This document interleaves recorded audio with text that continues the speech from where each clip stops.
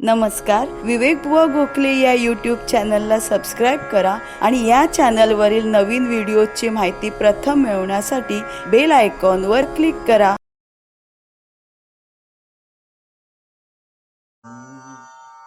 अवधूत चिंतन श्री गुरुदेव दत्त. दत्तात्रेयं प्रपद्ये शरणमनुदिनं बंधुं मुकुन्दं. नैर्गुण्ये सन्निविष्टं पथि परमपदं बोधयन्तं मुनीनां.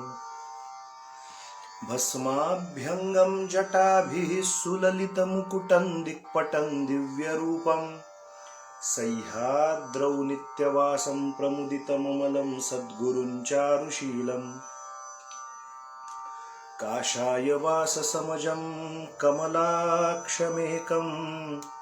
मालाकमण्डलुधरं रमणीयलीलं. गोष्वानक्रीडनपरौ निगमान्तकेलिं. देवत्रयात्मकमहं सततं नतोऽस्मि कामं. कल्पद्रुमो ह्येष साधुवृन्दानुसेवितः. दत्तात्रेयो महायोगी कलौ श्रीपाद श्रीवल्लभः. औदुम्बरातळवटी नरसिंहयोगी. कृष्णातटी परमशान्तिसुखासि भोगी. ध्यानस्थ होवुनि समस्त चरित्र पाहे. अनन्य जो शरण इच्छित देत आहे. त्रयमूर्ती राजा गुरु तोच माझा. कृष्णातिरी वास करोनि ओझा. सुभक्त तेथे करीती आनंद. ते सूर स्वर्गी पाहती विनोद. काषाय वस्त्रं करदण्डधारिणं. कमण्डलुं पद्मकरेण शङ्खं. चक्रं गदाभूषितभूषणाढ्यं. श्रीपादराजं शरणं प्रपद्ये. श्रीपादराजं शरणं प्रपद्ये. श्रीपादराजं शरणं प्रपद्ये. अवधूत चिंतन श्री गुरुदेव दत्त दत्त दत्त. मंडळी नमस्कार. श्रीपाद श्री वल्लभ या फेसबुक पेजवरती आत्ता जी मंडळी उपस्थित आहेत, जॉईन होत आहेत, त्या सगळ्यांना माझा प्रेमपूर्वक नमस्कार. आणि कालांतरानं हा व्हिडिओ यूट्यूबवरती बघणाऱ्या सगळ्या दत्तभक्तांना, गुरुभक्तांना, भगवत भक्तांनाही माझा प्रेमपूर्वक नमस्कार.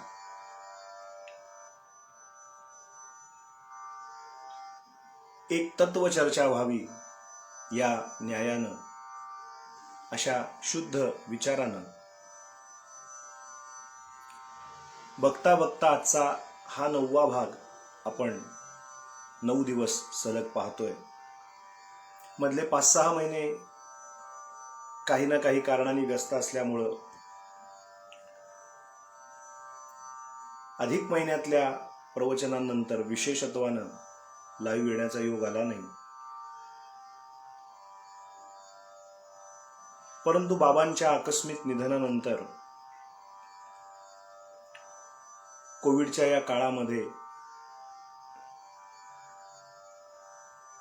प्राप्त परिस्थितीमध्ये आपणच आपल्याला उत्तम रीतीनं आधार संतांच्या वाक्याची प्रमाण घेऊन तत्वचिंतन करून जर केलं तर व्यावहारिक ज्या जगात आपण जगत असतो त्या जगातील सुखदुःख उपभोगत असताना दुःख आलं तरी त्या दुःखाचा भार हलका तुकाराम महाराजांच्या, ज्ञानेश्वर महाराजांच्या, आद्य शंकराचार्यांच्या संत वाङ्मयाच्या प्रमाणभूत असलेल्या शब्दांमुळे होऊ शकतं. म्हणून सद्गुरु कृपेने, सद्गुरु आज्ञेने रोज दिवस कार्य चालू असताना काही ना काहीतरी अर्धा तास, पाऊण तास, 1 तास बोल अशा पद्धतीची आज्ञा झाल्यामुळं त्या निमित्तानं एक चर्चा, आणि म्हणून त्याचं नाव आत्मविचार चिंतन.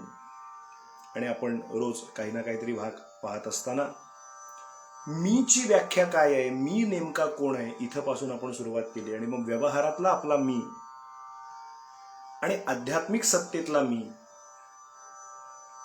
आज फेसबुक लाईव्ह झाल्यानंतर, आजच्या भागानंतर, आजच्या दिवशी सांगत आहे. यानंतर परत कधी फेसबुक लाईव्ह होईल माहीत नाही, किंवा अन्य काही व्हिडिओच्या मार्फत आपल्यापाशी पोचता येईल की नाही, आत्ता नाही सांगू शकत. परंतु आजचा भाग हा सांगतेचा अखेरचा भाग असणार आहे. यानंतर परत आपली भेट बघूया कुठल्या निमित्तानं परत कधी जमली तर. परंतु आत्ता तरी या चिंतनाच्या निमित्ताने आपण रोज एकत्र जमतोय. मला कल्पना आहे की वेळ ही ऑड आहे. 5:15, 5:30ला पुष्कळ लोकांनी मेसेजेस करून सांगितलं की वर्क फ्रॉम होममध्ये जे नेहमी लॉग इन करत असतात, नेहमी येत असतात लाईव्ह चालू झाल्यानंतर, त्या मंडळींना 7, 7:30 नंतर, 8 नंतर, 9 नंतर कन्व्हिनियंट आहे. परंतु ही वेळ अशी आडनिडी असल्यामुळे कित्येक जण हे व्हिडिओ नंतर यूट्यूबलाही पाहतायत, याची मला कल्पना आहे.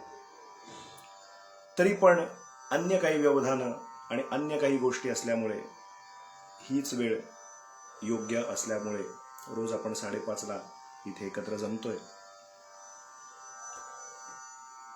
निर्वाण षटक हे एवढ्यासाठीच घेतलं की श्रीमद शंकराचार्य स्वामी महाराज याच्यामध्ये मी कुठल्याही शब्दशः व्याकरणदृष्ट्या ते कसा शब्द आहे, प्रत्येक शब्दाचा शब्द छल करून याचा अर्थ काय, त्याचा अर्थ काय, त्या संपूर्ण ओळीतला मतीत अर्थ काय, त्या श्लोकातलं नेमकं मर्म काय, इत्यादीची चर्चा करण्याचा प्रयत्न केला.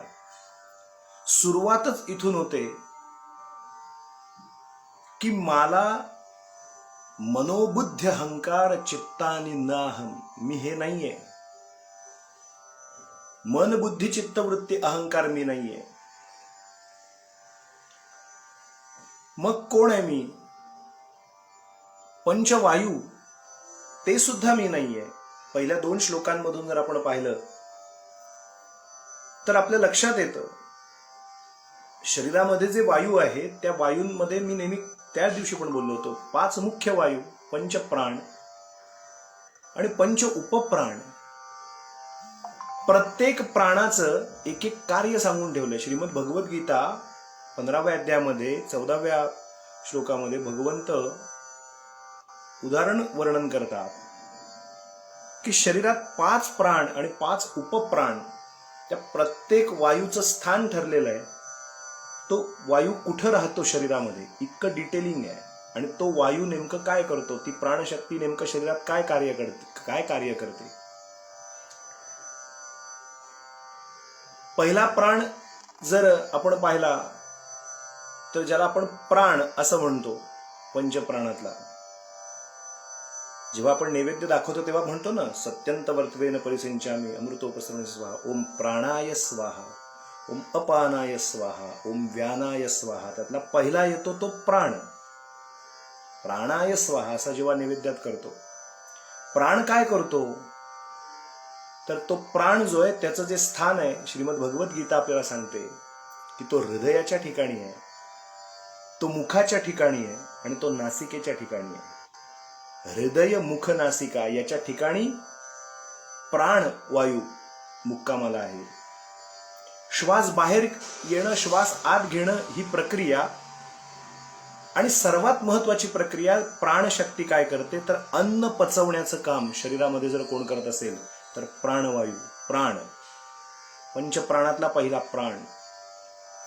हे आता आज का सांगतोय, एकांचा प्रश्न आलाय ब्रॉडकास्ट लिस्टला की तुम्ही पंचप्राण आणि पंच उपप्राण सांगितलेत, परंतु ते नेमकं शरीरात काय कार्य करतात त्याच्याबद्दल जर सहज सांगता आलं या स्तोत्राच्या निमित्ताने तर आवर्जून सांगा असं आलं. म्हणून मी पुन्हा एकदा छोटीशी उजळणी करून आपल्याला आपल्या मूळ शेवटच्या श्लोकाकडे, 5व्या आणि 6व्या श्लोकाकडे आपल्याला स्तोत्राच्या जायचं आहे. तत्पूर्वी थोडीशी उजळणी व्हावी म्हणून सांगतो की प्राण हा हृदय, मुख आणि नासिका याच्यामध्ये आहे. तो महत्वाचं काय काम करतो तर श्वासोच्छ्वास घेणं, श्वास घेणं, श्वास सोडणं. आणि सर्वात महत्वाचं काम म्हणजे अन्न पचवण्याचं काम जर कोण करत असेल तर प्राण करतो. नंतर येतो अपान. अपान वायू काय करतो तर तो अपान वायू त्याचं स्थान ठरलंय गुदा, आपल्या पार्श्वभागाच्या ठिकाणी अपान वायू आहे. आणि तो काय करतो तर श्वास आत घेतो, मलमूत्र बाहेर काढणं आणि शरीरातली जी उष्णता आहे ती बाहेर टाकणं याचं काम अपान वायू करतो. मी निरंजन रघुनाथ स्वामींचं चरित्र ज्यावेळेला चरित्राख्यान जेव्हा सांगतो तेव्हा रघुनाथ भटजी नाशिककरांना भगवान दत्तात्रय असं सांगतात की याचा अपान वायू मी आता ढिला केलेला आहे, मोकळा केलेला आहे. याचा अर्थ असा की याच्या शरीराच्या ठिकाणची जी ऊर्जा आहे ती आता मी मोकळी केली आहे. आणि ती जेव्हा ऊर्जा मोकळी केली तेव्हा निरंजन रघुनाथांच्या चरित्रात असं वर्णन आहे की ते वेडे पिसे होऊन कधी हसायला लागले की हसायचे, कधी कोलांटेवड्या मारायला लागले की कोलांटेवड्या मारायचे, कधी एकदम विचित्र आवाज करायचे आणि एकदम लांबनं पाहिल्यानंतर असं वाटेल की हा माणूस आत्ता वेडा झाला का, हा माणूस आत्ता खुळा झाला का. पण ते खुळेपणा नसून, तो वेडेपणा नसून योग मार्गातली प्रक्रिया. आणि त्यानंतर पहिलं त्यांचं काव्य स्फूर्ती निर्माण झाली आणि त्यांनी पहिल्यांदा गुरूंच्या चरणावरती 3 अभंग लिहिले असं वर्णन निरंजन रघुनाथांच्या चरित्राख्यानात येतं. अपान वायू हा ऊर्जा बाहेर टाकण्याचं काम करतो. गुदेच्या ठिकाणी तो असतो. श्वासोच्छ्वास घेण्याचं काम झालं पण मलमूत्र विसर्जनाचं काम करतो आणि ऊर्जा बाहेर टाकण्याचं काम अपान वायू करतो. नंतर समान वायू येतो. प्राणाय स्वाहा, अपानाय स्वाहा. नंतर पुढे व्यान, पण आधी समान. समान काय करतो तर तो आपल्या नाभीच्या ठिकाणी असतो, बेंबीच्या ठिकाणी. नाभी म्हणजे बेंबी. तो समान वायू बेंबीच्या ठिकाणी, नाभीच्या ठिकाणी असतो. पचवलेल्या अन्नाचा जो रस आहे, प्रत्येक अन्नातनं जी रसोत्पत्ती होते त्या ती रसोत्पत्ती झालेलं ते अन्न, तो रस शरीराच्या प्रत्येक भागाला व्यवस्थित वाटून द्यायचं काम जर कोण करत असेल तर तो समान नावाचा वायू, प्राणवायू करत असतो. हे विज्ञानानं सुद्धा याच्यावर चिंतन करावं. इतकं डिटेलिंग आपल्या श्रीमद भगवद्गीतेमधल्या 15व्या अध्यायातल्या 14-15व्या श्लोकामध्ये भगवान गोपाल कृष्ण सांगतात. हे सोप बघितलं तर खूप सोपं आहे. आपण सहज 15वा अध्याय म्हणत असतो. अहम वैश्वानरो भूत्वा प्राणिनां देहमाश्रितः. हे कशावर सांगतोय मी? प्राणापान प्राणापान, हे जे सगळे प्राण, अपान, व्यान, ए उदान, समान आहेत. पचाम्यन्नं चतुर्विधम, हे जे वर्णन करून ठेवलं 15व्या अध्यायात की मीच सर्वांच्या ठिकाणी व्याप्त आहे. अहम वैश्वानरो भूत्वा प्राणिनां देहमाश्रितः. देहम आश्रितः, प्रत्येक प्राणीमात्राच्या देहाच्या ठिकाणी मीच आहे. प्राणापान समायुक्त पचाम्यन्नं चतुर्विधम, मी 4 पद्धतीचं अन्न, खाद्यपेय चोष्यलेय, हे पचवायचं काम मी करतो. प्रत्येक प्राणवायूचं वर्णन करून ठेवलंय. नंतर येतो उदान वायू. तो उदान वायू काय करतो तो कंठाच्या ठिकाणी आहे. कंठाच्या ठिकाणी आहे.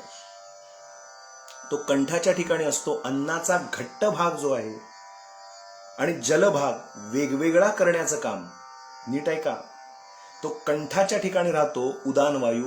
आणि तो काय करतो तर आपण जे भोजन, जे अन्न आपण जेवतो त्या अन्नाचा जो घट्ट भाग आहे, एक सॉलिड आणि एक लिक्विड आपण म्हणतो, तो जो सॉलिड भाग आहे आणि जो लिक्विड भाग आहे त्यांना डिवाइड करण्याचं काम, त्यांना वेगवेगळं करण्याचं काम हा उदान नावाचा वायू करतो.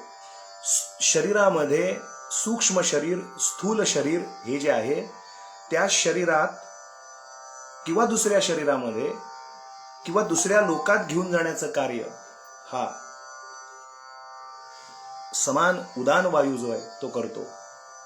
त्याच्यानंतरचा जो वायू येतो त्याचं नाव येतं व्यान. आणि तो व्यान नावाचा प्राणवायू काय करतो तर तो संपूर्ण शरीरामध्ये फिरत असतो. संपूर्ण शरीरामध्ये शरीर आणि त्याची सगळी अंग काय काम करतो तो व्यान वायू किती महत्वाचा आहे. शरीर आणि त्या शरीराची सगळी जी अंग आहेत, उपांग आहेत, त्या उपांग आणि अंगाला संकुचित करण्याचं काम आणि प्रसरण करण्याचं काम, स्ट्रेचिंग आपण ज्याला म्हणतो. आपण बसल्या बसल्या आकुंचन असं जर आपला हात असा झाला थोड्यानंतर आपण असं असं करतो, हात असे असे करतो, हे आपण केलं. पण हा वायू ऑटोमॅटिक एकदम त्याचं स्वतः स्वयंनियंत्रण ठेवून त्याचं तोच डोळे, कर्मेंद्रिय, ज्ञानेंद्रिय यांना संकुचित करण्याचं आणि त्याच यांना प्रसरण करण्याचं काम जर कोण करत असेल तर तो व्यान नावाचा वायू करीत असतो. म्हणून प्राण, त्याच्यानंतर अपान, मग समान, मग उदान आणि मग व्यान असे 5 पंचप्राण. आता उपप्राण जे सांगितले ते उपप्राण सुद्धा काही ना काहीतरी काम करत असतात. ते कोण कोण आहेत त्याची पण नावं आम्ही अशी पाठ करताना गेली होती की ना कु कु दे ध असं आम्ही मठात असताना पाठ केलं होतं. ना कु कु दे ध म्हणजे काय तर पहिला नाग, त्या उपप्राणाचं पहिलं नाव आहे नाग. उपप्राण पहिला तो काय करतो, ढेकर जी येते ना माणसाला असं तो एकदम जोरात, म्हणजे आता हे मी मुद्दाम केलं, पण अन्न पोटात गेल्यानंतर जी तृप्तीची ढेकर येते ती कुठला वायू देतो तर तो नाग नावाचा जो उपप्राण आहे त्याच्याद्वारे आपण ढेकर देतो. किती विज्ञानाला धरून आहेत ह्या सर्व गोष्टी, विज्ञानाधिष्ठित ह्या गोष्टी आहेत सगळ्या. नंतर कूर्म नावाचा उपप्राण येतो मंडळी.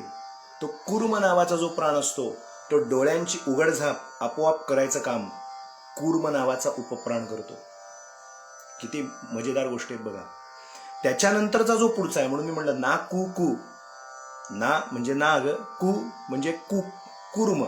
तो कूर्म काय करतो, डोळ्यांची उघडझाप करण्याचं काम कूर्म नावाचा उपप्राण करतो. मग ना कु कु म्हणजे तिसरा जो आला प्राण तो कु कु म्हणजे तिसरा कु म्हणजे कुकर. कुकर नव्हे हा, कुकर. कुकर नावाचा उपप्राण येतो. तो काय करतो तर जोरात असं माणूस असं असं करायला लागला, असं असं करायला लागला की बाकीच्यांना कळतं आता हा पुढे काय करणार आहे. मी जरा ऍक्टिंग करून दाखवलं, जरा आपल्याला करून दाखवलं की काय नेमकं असं असं असं तो करायला लागला की समोरचे जरा बाजूला सरकतात. लक्षात येतं की आता हा शिंकणार आहे. शरीरामध्ये आपण आपलं रोजचं जीवन जगत असताना जेव्हा शिंक येते, ती शिंक येत असण्याचं काम कुकर नावाचा उपप्राण करत असतो. ढेकर देण्याचं काम नाग नावाचा उपप्राण करतो.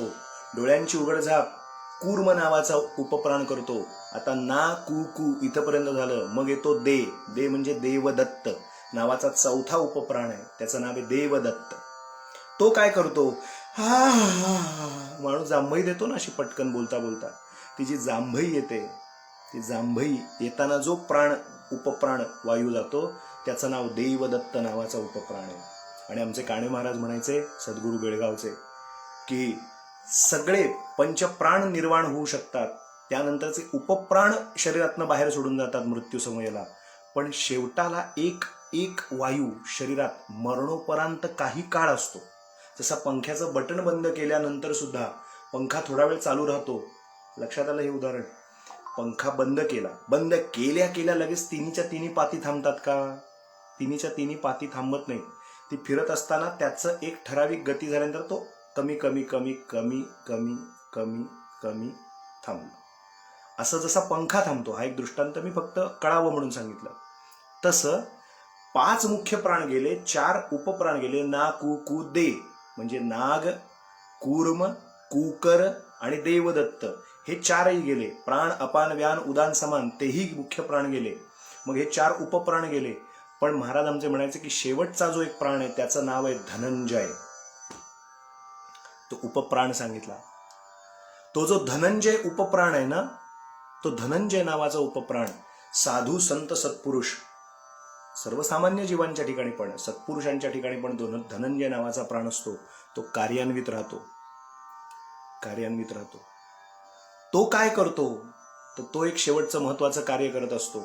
तो काय करतो तर तो मृत्यूनंतर देखील आपल्या शरीरात वास्तव्याला असतो, धनंजय नावाचा प्राण. आणि तो काय करतो तर मृत शरीर जे असतं ते फुकतं, ते या धनंजय नावाच्या वायूमुळे फुकतं. मृत शरीर बराच वेळ ठेवल्यानंतर जे फुकतं, ती बॉडी फुकते जी मृत शरीराची, ती त्या धनंजय नावाच्या उपप्राणामुळे फुकते. आणि म्हणून एकाच प्राणवायूच्या वेगळ्या वेगळ्या कार्यप्रणाली परंतु प्रत्येकाला एक एक एक एक कार्य वाटून दिलंय. म्हणून आज जो आम्हाला एक प्रश्न विचारला इथे, या विषयाला धरून होता म्हणून फक्त सांगितलं मी, की 5 वायू, 5 पंचप्राण, पंच उपप्राण नेमकं काय काम करीत असतात. तर हे इतकं सगळं कार्य आपल्या शरीरामध्ये अत्यंत सिस्टमॅटिक, एकदम शिस्तबद्ध पद्धतीने मंडळी चालू असतं. आणि हे सगळं होणं थांबतं, याला मृत्यू येणं असं म्हणतात. आचार्य म्हणाले हे जे पंचप्राण आहे, हे जे पंचप्राण आहेत, हे पंचप्राण म्हणजे मी नव्हे. हे दुसरे पंच उपप्राण आहेत ते सुद्धा मी नव्हे. म्हणून तो जो संदर्भ आलेला आहे की नच प्राण संज्ञो नवै पंचवायु नवा सप्त धातुर नवा पंचकोशा. ते सप्त धातू सुद्धा मी नाहीये, ते पंचकोशांमध्ये अडकलेला सुद्धा मी नाहीये. न वाक् पाणिपादौ न चोपस्थ पायु चिदानंद रूप शिवोहम शिवोहम. याचा अर्थ सांगून झालाय. मग तिसरा श्लोक होता न मे द्वेष रागौ न मे लोभ मोहौ मदो नैव मे नैव मात्सर्य भावः. माझ्या ठिकाणी आता मद नाही, मात्सर्य भाव नाही. न धर्मो न चार्थो न कामो न मोक्षः चिदानंद रूप शिवोहम शिवोहम. मी शिवस्वरूप आहे, बस मला फक्त एवढंच माहिती आहे. मग त्याच्या पुढे जाऊन चौथ्या श्लोकात ते म्हणाले न पुण्यं न पापं न सौख्यम न दुःखम न मंत्रो न तीर्थम न वेदाः न यज्ञाः. मग मी कोण आहे. अहम भोजनम नैव भोज्यम न भोक्ता चिदानंद रूप शिवोहम शिवोहम. काल त्रिपुटी या विषयावरती, या श्लोकावरती चिंतन आपण पाहिलं की भोक्ता भोज्य भोजन, ज्ञाता ज्ञेय ज्ञान, ध्याता ध्येय ध्यान. काल आपल्याला सांगतं कर्ता कार्य कारण या त्रिपुटीमध्ये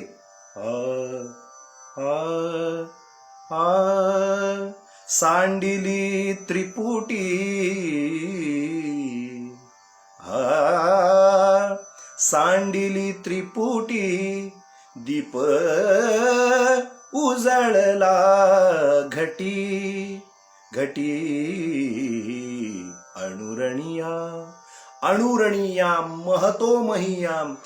इतका बारीक बारीक बारीक बारीक बारीक बारीक की इतका बारीक की अणुरेणूपेक्षा बारीक आत्मा, आणि इतका मोठा की महतो महीयाम. आकाश आहे एवढा, तुका आकाश आहे एवढा. आकाशाची लांबी रुंदी मोजता येत नाही तसं आकाश स्वरूप. म्हणून त्या काल मी मुद्दाम ते 2 पदं ठेवली होती की आम्ही आकाश स्वरूप. जसा निळा निळा धूप, जसा निळा निळा धूप. नाही पुण्याची मोजणी, नाही पापाची टोचणी. आता खूप मोठं पुण्य कुठेतरी कमवून स्वर्गात जायचंय अशीही कामना नाही. मला कर्म करून पाप माझ्याकडनं होतंय का त्याची टोचणी नाही. जे घडतंय ते सहजच घडतंय माझ्याकडून. आता याचाच अर्थ असा की पापकर्म कुठलंही घडत नाही, पण चुकून जर एखादं कळत नकळतपणे झालं तरी त्याची आता टोचणी नाही, कारण ते पर्पजली नाही केलेलं, हेतू पुरस्सर नाही झालेलं. सहज चुकून घडलं असेल तर असेल. आता निराळं पुण्य कमवायची लालसा नाही, पाप झाल्याची टोचणी नाही. जसे गंगौघाचे पाणी, जसे गंगौघाचे पाणी, जिणे गंगौघाचे पाणी. जे जगणं आहे ते सगळं जगणं आता फक्त नदीच्या प्रवाहाप्रमाणे, तिला जशी एक ओढ लागलेली असते, फक्त समुद्राला जाऊन मिळायचं आहे. वरतून निघाले अलकनंदा बद्रिकाश्रमातून, आणि ती तिथून खळाळत वाहत वाहत वाहत वाहत वाहत वाहत वाहत वाहत वाहत नागमोडी वळणं घेत घेत घेत घेत घेत हरिद्वारपर्यंत, हरिद्वारमधनं पुढचा प्रवास करत करत काशीतल वाहिनी गंगा, काशीला येऊन काशीतून पुन्हा किती प्रवास करते भगवती गंगा. आता पुढचा महिना ज्येष्ठ महिना येईल, तो गंगेचाच येईल. मागल्या वर्षी गंगा दशहरा उत्सव आपण साजरा केला होता आणि मग थांबलो होतो. 63 दिवसाचं फेसबुक लाईव्ह, सलग 63 दिवस करू. ते एपिसोड मी पुन्हा रिपोस्ट आपल्याला नक्की करेन प्रतिदिन, प्रतिपदेपासून. आपण निश्चितपणानं सगळे ऐका. निराळं परत आत्ता करायची आवश्यकता नाही. पण सांगायचा मतितार्थ असा की ती भगवती गंगा कुठून कुठून प्रवास करत करत येते. जिणे गंगौघाचे पाणी, बाबा बोरकर म्हणाले. 81 साली लिहिलेली कविता आहे. काय शब्द आहे. आता कुठली टोचणी नाही. कालच एकाने आणखीन प्रश्न विचारला होता की पुण्य, दान आणि सेवा यात काय फरक आहे. दान जेव्हा माणूस देतो ना तेव्हा तो काहीतरी पुण्यांश कमवण्याच्या इच्छेनं देतो. आणि सेवा जेव्हा तो करत असतो तेव्हा त्याच्या ठिकाणी विलीनता असते, शरणागत भाव असतो.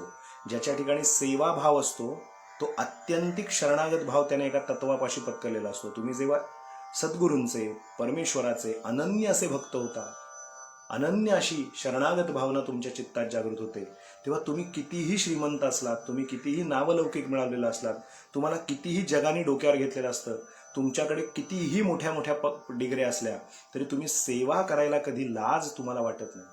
सेवा ही माणसाला विनम्रता शिकवते आणि दान हा क्वचित प्रसंगी अहंकार आपल्या चित्तामध्ये निर्माण करू शकतो. आणि तो दान, जे दान दिलं जातं त्या दानाचा कदाचित अहंकार होण्याची दाट शक्यता असते, एक. आणि दुसरं, दान केल्यामुळे पुण्य अर्जित व्हावं ही कामना त्याच्यात सूक्ष्मात असते. पण सेवा करण्यानं, सेवाभाव मनात ठेवल्यानं की मी सेवा करतोय, सेवा केल्यामुळं मला पुण्य कमवायचं हे डोक्यात नसतं, ना ही पुण्याची मोजणी. म्हणून दान आणि सेवेमध्ये जर उजवं कुठलं असेल तर दान हे व्यावहारिक पातळीवर ठीकच आहे, पण सेवा ही सर्वश्रेष्ठ आहे. म्हणून असं एक वाक्य आमचे गुरुजी म्हणायचे की सेवा धर्मो परम गहना योगिना मप्यगम्यम. योगी ऋषी ध्यान धारणा करून प्राण साठवून ठेवतील कुंभक करून, पण सेवा नावाचा विषय हा योग्यांनाही दुर्मिळ आहे. त्या संदीपक नावाच्या शिष्याने आपल्या गुरूंची वेदधर्माची सेवा केली. गुरुचरित्रातला 2रा अध्याय काढा. सेवा करायला मिळणं याच्यासारखं दुसरं पुण्य नाही. मग तो कुठला एखादा रोगी असेल, कोणी घरातला वृद्ध असेल, त्या वृद्धाची सेवा करायला मिळाली. भागवत तर असं सांगतं पुढे जाऊन, उतार वयामध्ये असलेल्या जीवांची जर काळजी मधल्या वयातल्या जीवांनी घेतली, तरुणांनी घेतली, तर मरेपर्यंत त्यांच्या खिशातला पैसा कधीही कमी होत नाही. म्हणजे द्रव्य रूपानं, वस्तू रूपानं, खायला प्यायला तर त्यांना मिळतंच मिळतं. देवता नंतर कृपा करते, पण जे वृद्ध असतात त्यांचा आत्मा संतुष्ट झाला की हा मुलगा मला विचारतोय, ही सून मला विचारते, हा पुतण्या मला विचारतोय, हा माझा जावई मला विचारतोय. म्हणजे जी काही नाती असतील मधल्या वयातली, ते जे वृद्ध झालेले असतात, जे आता आपल्यावर अवलंबून असतात, त्यांचं ते काही करू शकत नाही, अशांची जर काळजी, आत्यंतिक काळजी 30, 40, 50 वयोवस्थेतल्या लोकांनी, तरुणांनी, 15-20 वर्षाच्या पोरांनी जर ती मनापासून जर घेतली तर फार महत्वाची गोष्ट अशी आहे की या दरम्यान ते वृद्ध जे आशीर्वाद देतात ती खूप मोठी गोष्ट असते. आत्ता जे सांगितलं त्याग आणि समर्पण दोन्ही एकाच नाण्याच्या बाजू असल्यासारखं आहेत. समर्पण म्हणजे पूर्ण शरणागती, त्याग म्हणजे मीहून मला विशिष्ट लक्ष ठेवून त्याग करायचा आहे, एक एक गोष्ट मुद्दावून सोडायची आहे. आणि समर्पित होणं म्हणजे तिथं कुठलाही विषय नाही, मला हे सोडायचंय म्हणलं की सोडायचंच आहे, ते हटकून सोडायचं आहे आणि हे सहज स्थितीला सोडायचंय म्हणजे सोडायचं आहे, इतकाच त्यातला भाग आहे. सांगायचा मतित अर्थ असा की मला आता इतकंच करायचंय की पुण्यही कमवायचं नाही, न पुण्यम न पापम, मला कुठलंही सुख नाही, न सौख्यम न दुःखम, मी सुखी सुद्धा नाहीये. सुख आणि दुःख जाता जाता आज त्याच्यावर चर्चा करूया असं काल म्हणालो होतो. सुख आणि दुःख या दोन्हीमध्ये अक्षर कॉमन आहे, ते ख आहे. अक्षर ख याची व्याख्या शास्त्रांनी शून्य अशी केलेली आहे. आम्ही सगळे कीर्तनकार मंडळी सांगतो की सु गुणिले ख आणि दु गुणिले ख. सु गुणिले ख, ख ची किंमत काय केली, ख या अक्षराची किंमत शास्त्राने केली आहे. किंमत आहे, प्रत्येक अक्षराला एक किंमत आहे. वसु असं म्हणलं की अष्टवसु. समुद्र एवढं कोड, आता जे सांगतात ना कोडिंग शिका, मुलांना कोडिंग शिकवा. मी जरा, आपण आधुनिक काळातला बुवा असल्यामुळे आपल्याला सांगतो, आपण नेहमी जाहिराती वाचतो, टीव्हीला बघतो, इंटरनेटवर सर्फिंग करताना कोडिंग शिकवा, मुलांना कोडिंग शिकवा. ते आणखीन वेगळंच असेल कोडिंग काय असेल ते, पण कोड लँग्वेजची भाषा किंवा कोडिंग शिकवा ही आता भविष्यातल्या गोष्टी आहेत, पुढच्या 5 वर्षांनी 10 वर्षातल्या अभ्यासक्रमातल्या. हे सनातन वैदिक धर्माने खूप आधीपासून सांगितलं आहे. कोड लँग्वेजची भाषा, कोडिंगची भाषा आधीपासून सांगितलं आहे. नुसतं समुद्र असं एकानं दुसऱ्या पुढे म्हटलं की समुद्र म्हणलं की 4 हा आकडा आला, कारण चतुस समुद्र. वसू एवढा आकडा म्हटला कोड लँग्वेजमध्ये, कोडिंगमध्ये, की लक्षात ठेवायचं की अष्टवसू आहेत, त्यामुळे 8 हा आकडा तिथं आला. तसं ख म्हणजे शून्य असा त्याचा अर्थ आहे. मग सु गुणिले ख म्हटलं की काय किंमत होते तुम्हीच घरात ठरवा. आणि दु गुणिले ख इज इक्वल टू काय किंमत होते तुम्हीच घरात ठरवा बसून विचार करून. कारण इंग्रजीमध्ये असं म्हणतात किंवा गणित भाषा असं सांगते, any quantity is multiply by 0 is equal to 0. कुठल्याही संख्येला, शून्याला कुठल्याही संख्येने गुणा, काहीही करा, त्याची किंमत ही शून्य येते. मग सु गुणिले ख इज इक्वल टू 0च किंमत येते, शून्य किंमत येते. आणि दु गुणिले ख, ख म्हणजे शून्य, इज इक्वल टू 0 म्हणजे त्याची किंमत ही शून्यच येते. मला मी सुखी आहे असं दिसतं, वाटतं, भासतं, पटतं, पण ते मुळात नसतं. तो फक्त आभास असतो सुखाचा.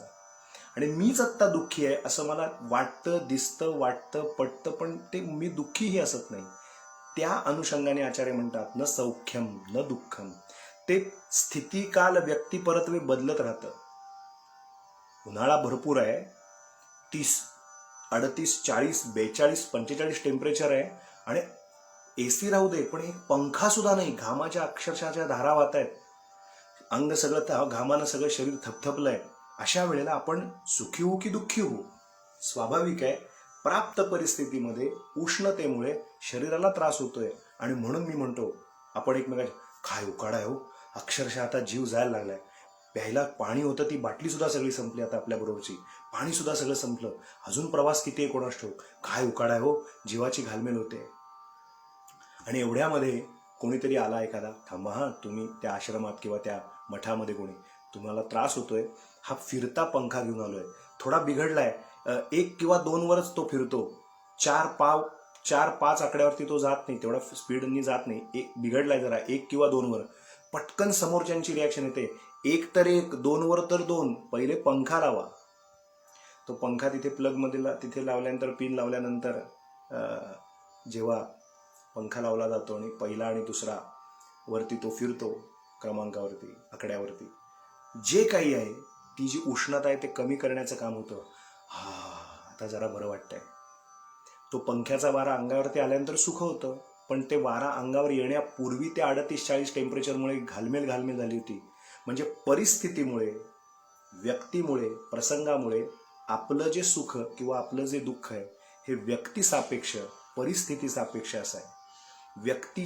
एखादी व्यक्ती समोर आली की आपल्याला खूप सुखी आपण आहोत असं वाटतं, खूप आनंद आता मला मिळेल, मी आता खूप सुखी आहे, हा आहे ना माझ्याबरोबर, मग आता मी खूपच छान पद्धतीने माझं सगळं होईल.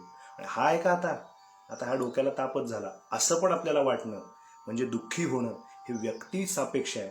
एखाद्या व्यक्तीवरती अवलंबून आहे की आपलं सुख काय, आणि त्या व्यक्तीवर अवलंबून आहे की आपलं दुःख काय. परिस्थितीवर अवलंबून आपलं सुख आहे आणि परिस्थितीवर अवलंबून आपलं दुःख आहे. म्हणजे ते मूळचं तसं नाहीच आहे. सुख आहे असंही नाही आहे आणि दुःख आहे असंही नाही आहे कायमस्वरूपी. म्हणून आचार्य काय म्हणाले की न पुण्यम न पापम न सौख्यम न दुःखम. मला आता खूप मी सुखी आहे अशी ही संकल्पना माझ्यासाठी मूर्खपणाचीच आहे. खूप मी दुःखी आहे असं मी जो कोण आहे तो मी सुखी पण नाही, मी दुःखी पण नाही. माझा जो प्रवास आहे तो पुण्य कमवण्यासाठी पण नाही आणि पाप काहीतरी माझ्याकडनं झालं म्हणून मला त्याबद्दल पण न पुण्यम न पापम, त्याच्याबद्दलही आता काही वाटत नाही. कारण हे पर्पजली होत नाही. चुकून जर काही घडलं असेल, चालत असताना काही किड्यामुंगी पायाखाली तुडवल्या गेल्याचं पातक असेल तर ते पर्पजली नाही झालेलं, ते निसर्गतः झालेलं आहे. ठीक आहे, त्याचं आता काही वाटत नाही. पाप पुण्याच्या परे मी गेलोय, सुख दुःखाच्या मी परे आता गेलोय, पलीकडे गेलोय. न मंत्रम न तीर्थम, निराळ काही व्याख्या करायची आवश्यकता नाही. न वेदाहा न यज्ञाहा, म्हणजे थोडक्यात आता कुठलेही, त्या दुसऱ्या ओळीतनं सांगायचे, कुठले कर्मकांडाच्याही मी आता अतीत गेलोय. कित्येक साधक, कित्येक उपासक कर्मकांडामध्ये खूप अडकून पडतात. नंतर कर्मठ असावं, तुमचे गुरुजी म्हणायचे कर्मठ असावं, पण कर्मठ असू नये. कर्म करताना मठ्ठपणा जो येतो, हे म्हणजेच कर्म, ते म्हणजेच कर्म, असं जे येतं. मला या प्रसंगाला आपल्याला सांगायचं आहे की आत्मचिंतन नावाचं बाबजींचं एक खूप मस्त प्रकरण आलंय बरं का. बाबजी म्हणजे रंगावरूत महाराज. तर आत्मचिंतन नावाचं एक खूप सुंदर असं बाबजींचं प्रकरण आहे.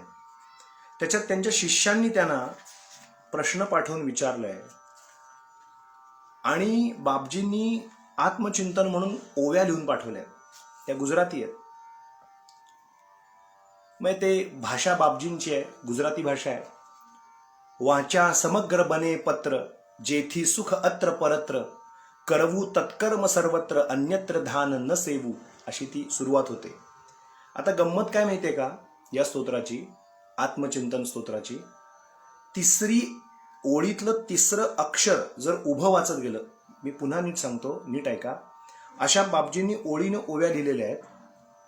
पुढे त्यांना जे सर्व विधी हरिरूप दत्तात्रेय देव अनुप ध्यावू चित्ते तत्स्वरूप भवकूप शोषक, असं ते संस्कृत वजा गुजराती अशी संमिश्र असलेलं ते उत्तर त्यांनी आपल्या शिष्यांना पाठवलंय.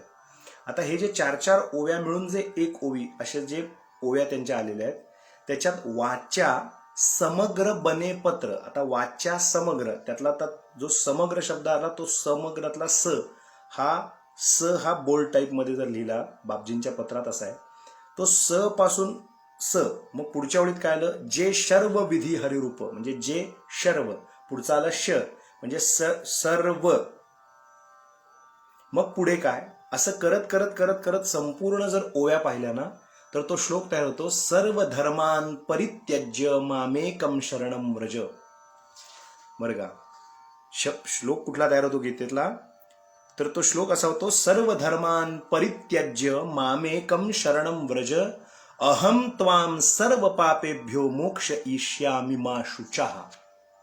आता हा जो गीतेतला श्लोक आहे, हा अख्खा श्लोक सर्व धर्मान परित्यज्य मामेकम शरणम व्रज असं तिसरं अक्षर प्रत्येक ओवीतलं वाचत गेलो की आपल्याला आत्मचिंतन सापडतं बापजींचं. एका शिष्यांनी विचारलंय आणि त्याच्यात ते म्हणतात, मी विषय कशातनं मला हे आठवलं की आपण कर्म करतो. तिसऱ्या वेळी जे आचार्य आता इथे म्हणतात, न मंत्रम न तीर्थम न वेदाः न यज्ञाः. आता मी कर्मकांडात कुठल्या अडकलेलो नाही, जो मी खरा आहे तो त्याहून परे आहे. कर्म निश्चित करत राहावं, पण काही जण कर्मातच अडकून पडतात. आता अंतरंगातली साधना सुरू झाली पाहिजे. बहिरंगाची साधना किती वेळ करत राहणार. आता अंतस्थ नारायणाची उपासना झाली पाहिजे, अंतस्थ आत्मारामाची उपासना झाली पाहिजे, अंतस्थ रामकृष्णाची, अंतस्थ दत्तात्रेयांची उपासना झाली पाहिजे, आत्मोपासना झाली पाहिजे. आणि आत्म्याचं बळ आत्मचिंतन करून आत्मशक्ती जर दृढ झाली तर मनुष्य कुठलीही गोष्ट या जगात संपादित करू शकतो. बापजी त्या प्रसंगाला वर्णन करताना त्या शिष्यांनी विचारल्यानंतर काय अधिकार असेल या सत्पुरुषांचा, सर्व धर्मान परित्यज्य. सगळं आता इथे वाचून दाखवायला मला अवघड आहे की वेळेची मर्यादा, परंतु त्याच्यामध्ये एके ठिकाणी वर्णन करताना बापजी असं म्हणतात की साधी संधिक चिंता मेली कोरे सर्व सदा ध्यावा अंत शर्व साधी संधिकाल पर्व अगर्व सर्वथा. पुढे असं म्हणतात, चैल कुंबल कुशोत्तर बैसी आसने सुस्थिर समकाय ग्रीवा शिर दृष्टी स्थिर नासिकाग्रे. पुढे म्हणतात, सुवश करी यत्ने अक्ष त्यजवो सर्व मायिक पक्ष ब्रह्मात्म भावे पूर्ण दक्ष थावू लक्ष दृष्टी ए अहरह अखंडित ब्रह्म सत्य जगन मिथ्य आत्माभ्यास ए निश्चित करवो उचित साधके. मला या ओव्या फार आवडल्या म्हणून मी मुद्दाम आज आपल्या पुढे ठेवल्या त्या. याचं कारण काय माहितीये का, ते असं म्हणतात की चिंता में ली कोरे सर्व सदा ध्यावा अंतशर्व. आतला आत्माराम पहा, कुठं बाहेर फिरताय, आतला सदा ध्यावा अंतशर्व. आत बसलेला श्रीनारायण बघा, आत बसलेला दत्तात्रय बघा. साधी संधिकाल पर्व अगर्व सर्वथा. मग काही साधक कुठे अडकतात तर ते म्हणाले चैल कंबल कुशोत्तर. काही म्हणतात ते कांबळं असंच घेतलं पाहिजे खाली, पांढऱ्या रंगाचं कांबळं असेल तरच ते ध्यान लागतं. काही म्हणतात काळ्या रंगाचं असेल तर कांबळ्याला धोका नाही. ते काल परवामध्ये व्हॉट्सअपवरती मेसेज आलाच होता 2-4 दिवसापूर्वी, तुम्ही वाचला असेल फेसबुकला व्हॉट्सअपला, की कांबळं का शुद्ध असतं असा एक मेसेज होता आलेला. आणि मग त्याच्यावरतीच अडकून बघतात. मग दुसरा येतो, तो म्हणतो नाही नाही, कंबळ कशाला, कुशोत्तर म्हणजे दर्भासन फार चांगलं म्हणाला. तिसरा म्हणाला रक्त आसन पाहिजे, लाल रंगाचं आसन फार महत्वाचं. चौथा म्हणाला, बापजी म्हणाले अरे मूर्खपणा करताय का तुम्ही, बेसी आसने सुस्थिर, जिथं बसाल तेच आसन आहे तुमचं, कशाला खुळचटासारखं वेड्यासारखं हे आसन महत्वाचं, ते कंबळ पाहिजे, ते कुशोत्तर पाहिजे, ते तोंड इकडं पाहिजे, ते लाल रंगाचं पाहिजे, पिवळ्या रंगाचं आसन पाहिजे, दर्भाचंच आसन पाहिजे, हे कशाला अडकताय त्याच्यात. किती तळमळ आहे बापजींच्या चित्तात बघा. ते म्हणतात चैल कंबल कुशोत्तर बैसी आसने सुस्थिर, जिथं बसायला मिळतंय ना परमेश्वर कृपेनं तेच आसन घाला, तिथेच बसा, जे काही अंतरायला खाली मिळालं तेच आसन, कशाला निराळे कर्मकांडात अडकता. समकाय ग्रीवाशिर आहे तिथे ताठ ग्रीवा म्हणजे मान, शांत चित्ताने असे बसा, सुस्थिर व्हा आणि काय करा, दृष्टी स्थिर नासिकाग्रे, हे नाकाचा जो अग्रभाग आहे डोळे मिटा आणि शांत चित्ताने नासाच्या अग्रभागाला फक्त पाहत राहा, डोळे बंद करून. आधी डोळे बारीक बारीक बंद करत करत नासाग्रे करत करत हळूहळू डोळे मिटायला लागला की हा जो आज्ञाचक्राचा भाग आहे इथं कॉन्सन्ट्रेशन सुरू होईल, लक्ष केंद्रित झालं पाहिजे. आज्ञाचक्र इथे दोन भुवयाच्या मध्यभागी, इथं पाहायला लागल्यानंतर इथे कॉन्सन्ट्रेशन सुरू होतं. हे माझे शब्द नाहीत, योगी कथामृतापासून अनेक ग्रंथात आलेत. बापजी तर इथे स्वच्छ वर्णन करतात.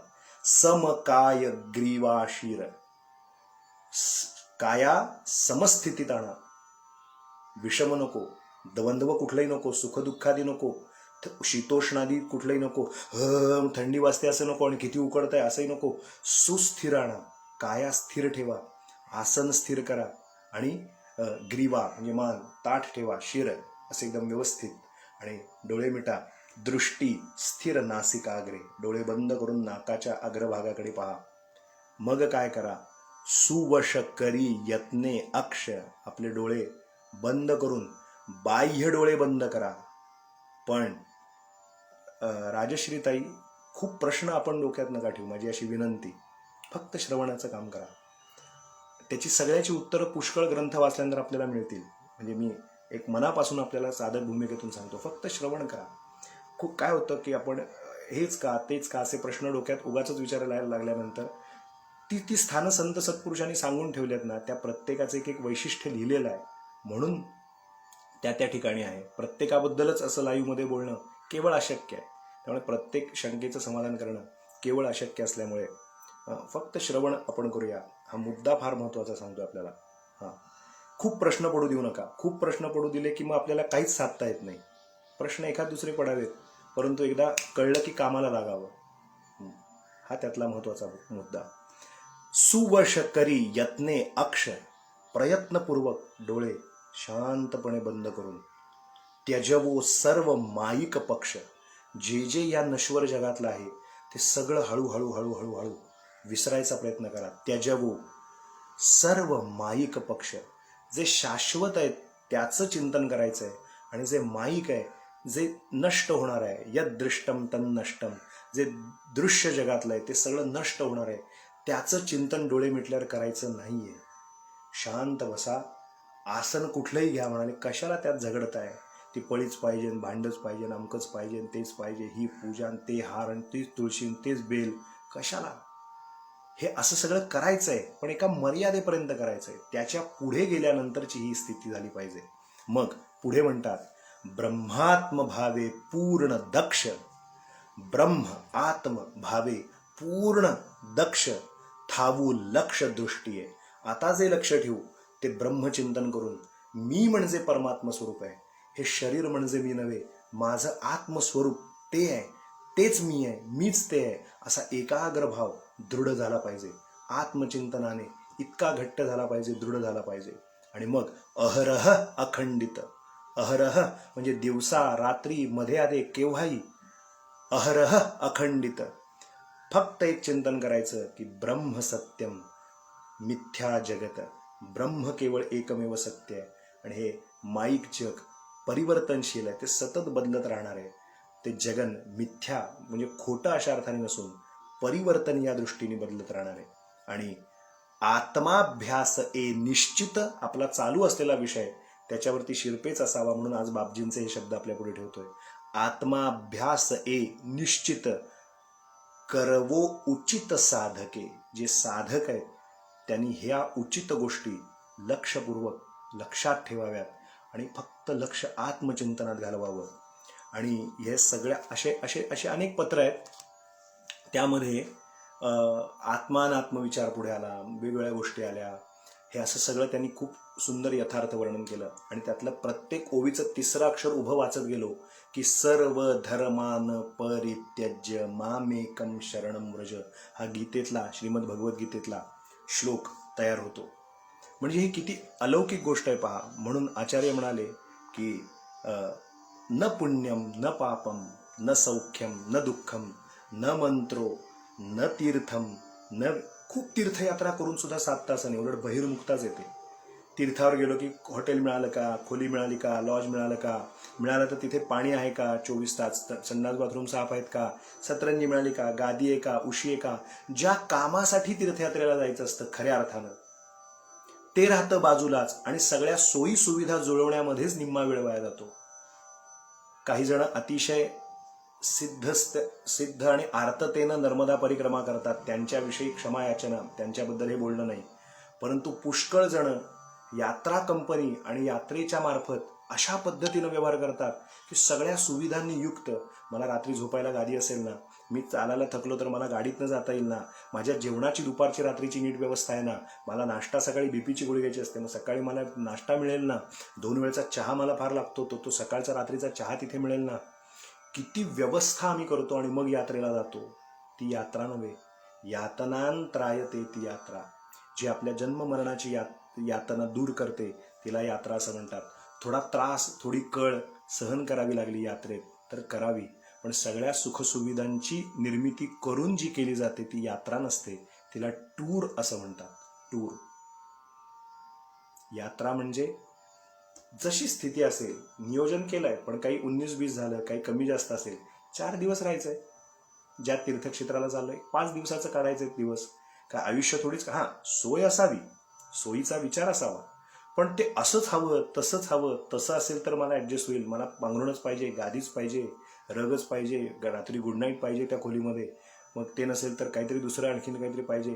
इतकं सगळं सांभाळून जर आम्ही जाणार असू तर मग परमेश्वराचं चिंतन कधी करणार, ती यात्रा कधी करणार, त्या स्पॉटला गेल्यानंतर तिथे जी देवस्थान आहेत ती कधी बघणार, या सगळ्या सुखाच्या चौकटीतनं बाहेर कधी पडणार.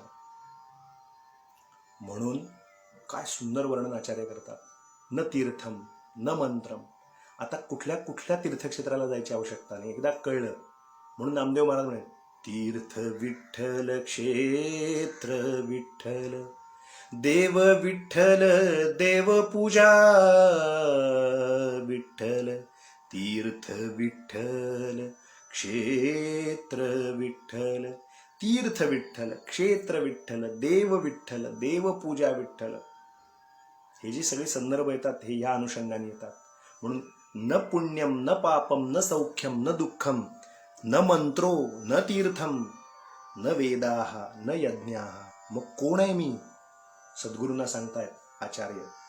अहम भोजनम नैव भोज्यम न भोक्ता चिदानंद रूप शिवोहम शिवोहम. मी चित आनंद स्वरूप, सच्चित आनंद स्वरूप, पूर्ण आनंद स्वरूप, आनंद घन परमात्मा म्हणजे मी आहे. शिवाह अहम शिवाह अहम शिवाह अहम. मी शिवस्वरूप आहे. मी ह्या द्वंद्वात अडकणारा जीव नव्हे. मग शेवटच्या टप्प्याला ते येतात आणि म्हणतात न मे मृत्युशंका न मे जाती भेदा. हा फार महत्वाचा टप्पा. जीवन तर जगता आलं पण मृत्यूची भीती आम्हाला वाटत असते. आम्ही का घाबरतो? एकदा एका गुरूंना उपनिषदात संदर्भ येतो, प्रश्न विचारला, भयाचं अंतिम टोक कुठलं? काय प्रश्न विचारला? भयाचं अंतिम टोक कुठलं? सीमा कुठली? टोक म्हणजे सीमा. एक भयाची लिमिटेशन्स कुठपर्यंत? काय झाल्यानंतर भय शिल्लक राहत नाही. प्रश्न जेव्हा विचारला तेव्हा त्या सद्गुरूंनी उत्तर दिले शिष्याला, भयसीमा मृत्यू. भयाचं जे सीमा आहे, मर्यादा आहे, ती मृत्यूपर्यंत आहे. एकदा मेल्यानंतर भय नावाचा विषय शिल्लकच राहत नाही. मी नेहमी सांगतो कीर्तनामध्ये की 2 जण भांडायला लागली, एकाकडे शस्त्र होतं, एकाकडे शस्त्र नव्हतं. भांडाभांडी आधी पहिले लठ्ठागट्टी झाली, गचांड पकडले एकमेकाचं, धक्काबुक्की झाली, ढकलाढकली झाली, मारामारी झाली. आणि मग जो दुसरा होता तो सशस्त्र होता, त्याच्याकडे काही चाकू होता, काय होतं, हत्यार होतं, एखादं गुप्ती होती, पटकन त्याने काढली. त्याने अशी हातातनं काढली आणि समोरच्याच्या अंगावरती अशी उगारली. उगारल्यानंतर हा जो इकडचा असतो तो म्हणतो, लांबून म्हणतो की काय रे, काय करशील फार फार तर, माझ्याकडे शस्त्र नाही, तुझ्याकडे शस्त्र आहे, मारशील, पुढं काय. आता पुढे याने त्याला मारल्यानंतर पुन्हा त्याला निराळं काही मारायचं शिल्लकच राहत नाही. मेला समोरचा की निराळं परत आता जे तो जिवंत आहे तोपर्यंत लठ्ठागठ्ठी, मारामारी, पकडापकडी, थोबाडीत मारलं, आणखीन काय, त्याला ठारच मारलं, त्याला शब्द आहे ठार मारलं. ठार मारलं म्हणजे आता पुरतं मारलं तर पुन्हा भीती नावाचा विषय शिल्लक काय. तुझ्याकडे शस्त्र आहे, माझ्याकडे शस्त्र नाही, फार फार तर काय करशील, मारशील, याच्यापेक्षा काय करशील. त्याच्यानंतर काही करण्यासारखं शिल्लक राहत नाही. मला सांगायचं होतं इतकंच की भयाचं शेवटचं टोक जर काय असेल तर मृत्यू आहे. आणि त्या मृत्यूविषयी अखंड शंका आपल्या मनात असते आणि ते आपण खूप घाबरून जातो त्या गोष्टीला. आणि त्या गोष्टीला घाबरल्यामुळे मी मेलो तर काय होईल, मी आजवर कमवलेला नावलौकिक, माझं हे तर करायचं शिल्लकच राहिलंय, अजून ते तर मुलाच्या नावावर करायचं राहिलंय, ते सुनेला द्यायचं शिल्लक राहिलंय, ते बायकोला सांगायचंच राहिलं, ती यात्रा करायचीच राहिली, ते कपडे घालायचेच राहिले, अजून ती कार एक मला विकत घ्यायची होती ती राहिलीच. आता मी मृत्यू जर मला कवटाळायला आला तर मी काय करू. माझे गुरुजी याच्यावरती फार छान सांगायचे, शंकराचार्य स्वामी महाराज. पुष्कळ लोक अशी असतात की ती बावळटासारखा प्रवास करतात, मूर्खासारखा प्रवास करतात. म्हणजे समजा त्यांना मुंबईतनं ती निघाल्यात आणि नरसोबावाडीला यायचं आहे, रात्रीची महालक्ष्मी पकडली आहे, सकाळी 5:45 5:50 म्हणजे साधारण अराउंड 6च्या दरम्यान मिरज स्टेशन येणार आहे समजा, धरून चला, असं एक दृष्टांतापुरतं घ्या.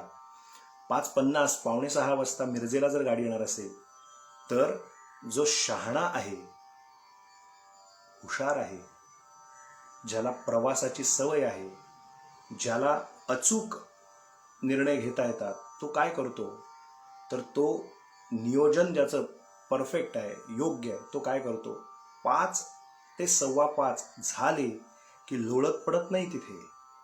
गाडी लेट होऊ दे किंवा गाडी लवकर पोचली तर पंचायत होता कामा नये.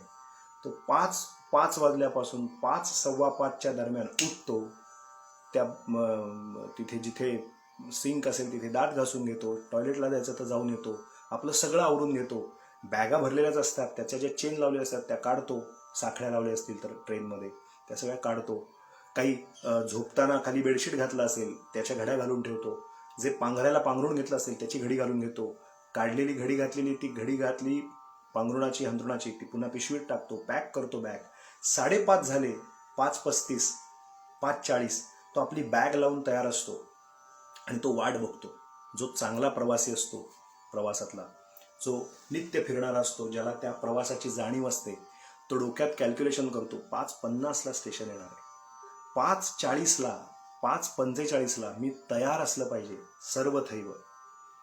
पण पुष्कळशी लोक अशी बावळटासारखा प्रवास करतात, महाराज आमचे सांगायचे, बिड्यारका, की ती बाटली काढूनच ठेवली आहे, रात्री औषध घेतलं ते तिथंच ठेवलं आहे, त्या औषधाच्या गोळीचं पाकिट तिथंच आहे, मोबाईल तिथंच लटकट ठेवला आहे, ती छत्री काढून ठेवली होती रात्रीची येतानाची ती तिथेच ठेवली होती, हंतरुणाची घडीच नाही. 5:30 वाजले की उठायचं आणि एकदम मग धावपळ होते. कोणतरी म्हणतं आलं बरं का, आता मिरज आलं बरं का, आता येईल 5 मिनिटात. मग ती घडी घालायची का, ते खालचं सतरंजीची घडी, त्या याची घडी घालायची का, बेडशीटची पांघरुणाची घडी घालायची का, मग हे घालायचं राहिलं, ते घालायचं राहिलं, मग मोबाईल तिथंच राहिला, काहीतरी तिथंच राहिलं, येरा गबाळ्यासारखं काहीतरी वागायचं आणि पटकन उतरायचं, नाहीतर कोल्हापुराला आपली गाडी जाईल. या भीतीने नीट नियोजन नाही आणि हडबडल्यासारखं होणं, किंवा कधी कधी तर झोपच लागते काही जणांना आणि ते पुढं कोल्हापूरपर्यंत जातात. आणि उलट मधला प्रवास बिना तिकीट केला म्हणून उतरल्यानंतर फाईनही त्यांना द्यायला लागतो. असं महाराज दृष्टांत रूपाने सांगायचे. सांगायचा उद्देश असा की जे चांगले प्रवासी असतात ते प्रवासाला उतरण्याआधी सगळं आपलं आवरून तयार असतात. आता हे इतकं मी डिटेल सांगितलं, याचा अर्थ काय आहे मृत्यूशी हे मला निराळं सांगायची आवश्यकता नाही. आपण केव्हा ना केव्हा तरी मरणार आहोत ही जाणीव अखंड हृदयात ठेवायची. कारण शरीर शरीराचं काम करणार आहे. ह्याच्या आधी पण आपण असंख्य देह घेतलेले आहेत, याच्यानंतर सुद्धा कदाचित आपण असंख्य देह घेणारच आहोत. आत्ता आपल्याला मनुष्य देह परमेश्वर कृपेने मिळाला. मग मरणाचे स्मरण असावे. आपण मरणार आहोत, निश्चित मरणार आहोत, किंबहुना नाही मरणारच आहोत, निश्चित मरणार आहोत. आणि निश्चित फक्त कधी ते माहीत नाही, म्हणून दिन प्रतिदिन तयारीत असावं.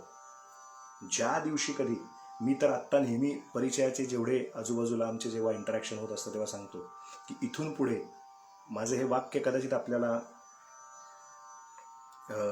खटकेल, पण कानाला खटकेल, कदाचित हा व्हिडिओ ऐकणाऱ्यांना खटकेल, पण मला जे एक चिंतनात वाटतं आहे की प्रत्येक घरामध्ये त्रिकोणी कुटुंब आहेत. आता आई वडील मुलगा, आई वडील मुलगी, किंवा फक्त आई वडील, किंवा त्रिकोणी, फार फार तर चौकोनी, एक मुलगा एक मुलगी आणि आई वडील. आता अन्य नातेवाईक नाहीत, घर नाही, कुटुंब नाही. कुटुंब व्यवस्था आता खूप कमी होत चालली आहे. कुटुंब व्यवस्था नावाचा विषय संपलाय. मग असे सगळे मानलेले, तो माझा मानलेला भाऊ आहे, ती माझी मानलेली बहीण आहे, तो माझा मानलेला काका आहे, अशी आता जोडलेली नाती पुष्कळ आता इथनं पुढे डेव्हलप होतील इथून पुढच्या काळात. माझं असे कदाचित चुकीचं असेल चिंतन, पण आपण विचार करूया या निमित्ताने, करायला काय हरकत आहे. इथून पुढचा येणारा काळ याच्यापेक्षा आणखीन विचित्र आणि अवघडलेल्या स्थितीत नेणारा असणार आहे. आत्ताच्या मागच्या पिढीला किमान यांची मुलं बाळं तरी बघणारी आहेत, पण जी आता आमची पिढी आहे या पिढीला याच्या पुढची पिढी किती सांभाळेल आणि त्यांच्यासाठी करणारं किती शिल्लक राहतील माणसं, याचं मोजमापच शिल्लक ठेवता येणार नाही. जो तो आपापल्याच व्यवहारात इतका मग्न राहील. मग त्रिकोणी कुटुंब असतील, त्यातला एखादा जरी कोणी चुकून दुर्दैवानं गेला तर पुढं आयुष्य कसं जगायचं याचे जर धक्के बसले या घटनेचे, तर आयुष्य उद्ध्वस्त होऊ शकतात. म्हणून ज्यांची त्रिकोणी कुटुंब आहेत, चौकोनी कुटुंब आहेत, त्यांनी आत्तापासून चिंतन या सर्व गोष्टींचं आवर्जून करावं की आर्थिक नियोजन कसं केलं पाहिजे. मी जर आधी गेलो तर माझी मुलं बाळं कशी जगतील. बायकोनी हा विचार केला पाहिजे की त्या बाईनं की जर माझं मध्ये आधी काही झालं तर माझ्या मुलाबाळांचं आणि नवऱ्याचं नियोजन कसं असेल. मुलांनी हे मुलांच्या दृष्टीने आईवडिलांनी नियोजन करावं, हे खूप खूप महत्त्वाचं आहे. पूर्वी विल करणं म्हणजे असं वाटायचं की अरे विल केलं म्हणजे मरणाची गोष्ट केली, पण आताचा हा एकंदरीत हा 2021 ते 2031 ही 10 वर्ष अशी आहेत की प्रत्येक माणसानं कुठल्या क्षणात त्याच्या आयुष्यात कुठलं कसं परिवर्तन होईल सांगता येत नाही.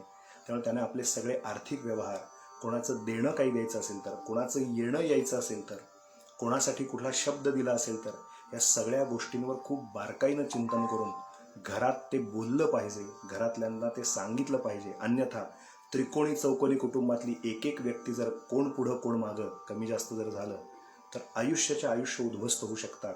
कारण त्यांच्या ठिकाणी, बुद्धीच्या ठिकाणी चिंतन नावाचा विषय राहणार नाही.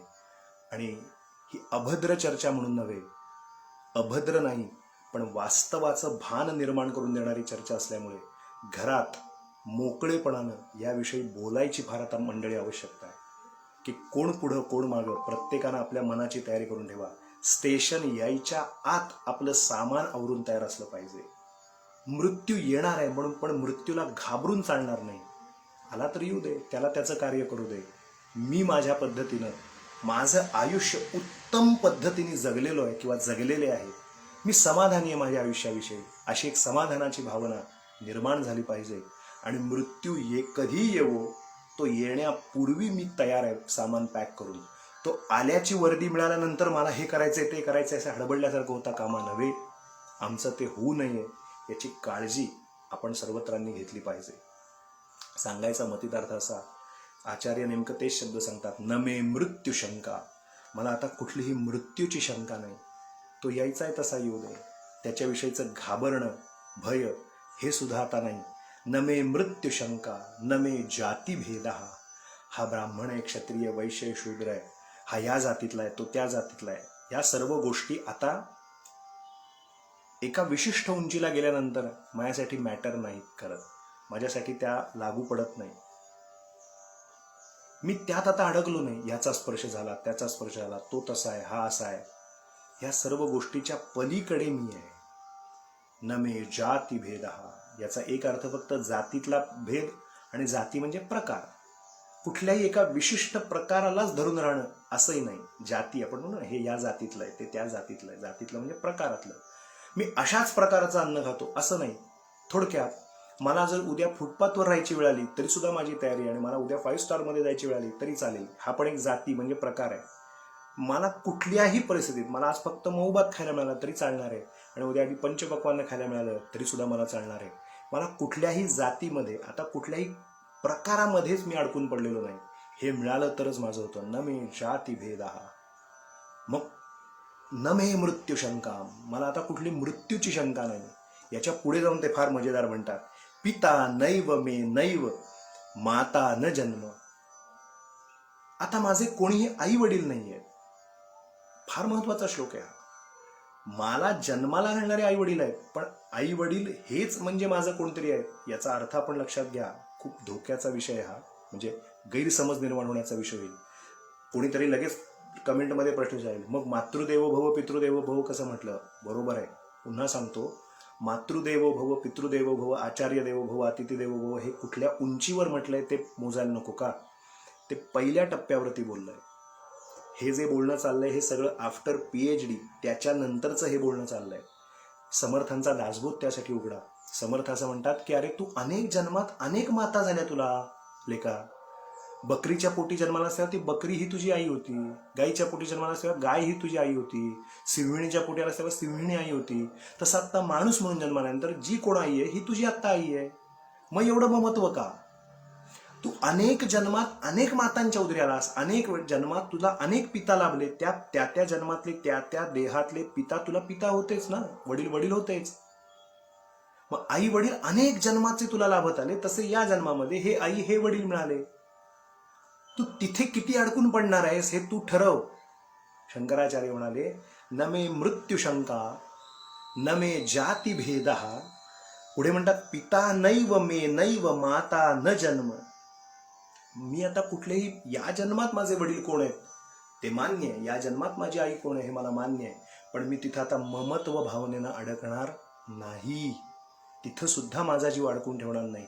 कारण जसे अनेक जन्मात अनेक माता पिता झाले, अनेक जन्मात अनेक घरामध्ये आपण राहिलो, तसं आत्ता या जन्मात या कुठल्या तरी एका घरात आपण राहतोय. काय त्याचा अभिमान बाळगायचा किंवा काय त्या ठिकाणी ममत्व ठेवायचं? पिता नैव मे नैव माता न जन्म. बरं, पुढे जाऊन म्हणतात, न बंधुर न मित्रम. त्यालाच धरून पुढे आहे, त्याच्या पुढे कडी केली, गुरुर नैव शिष्य.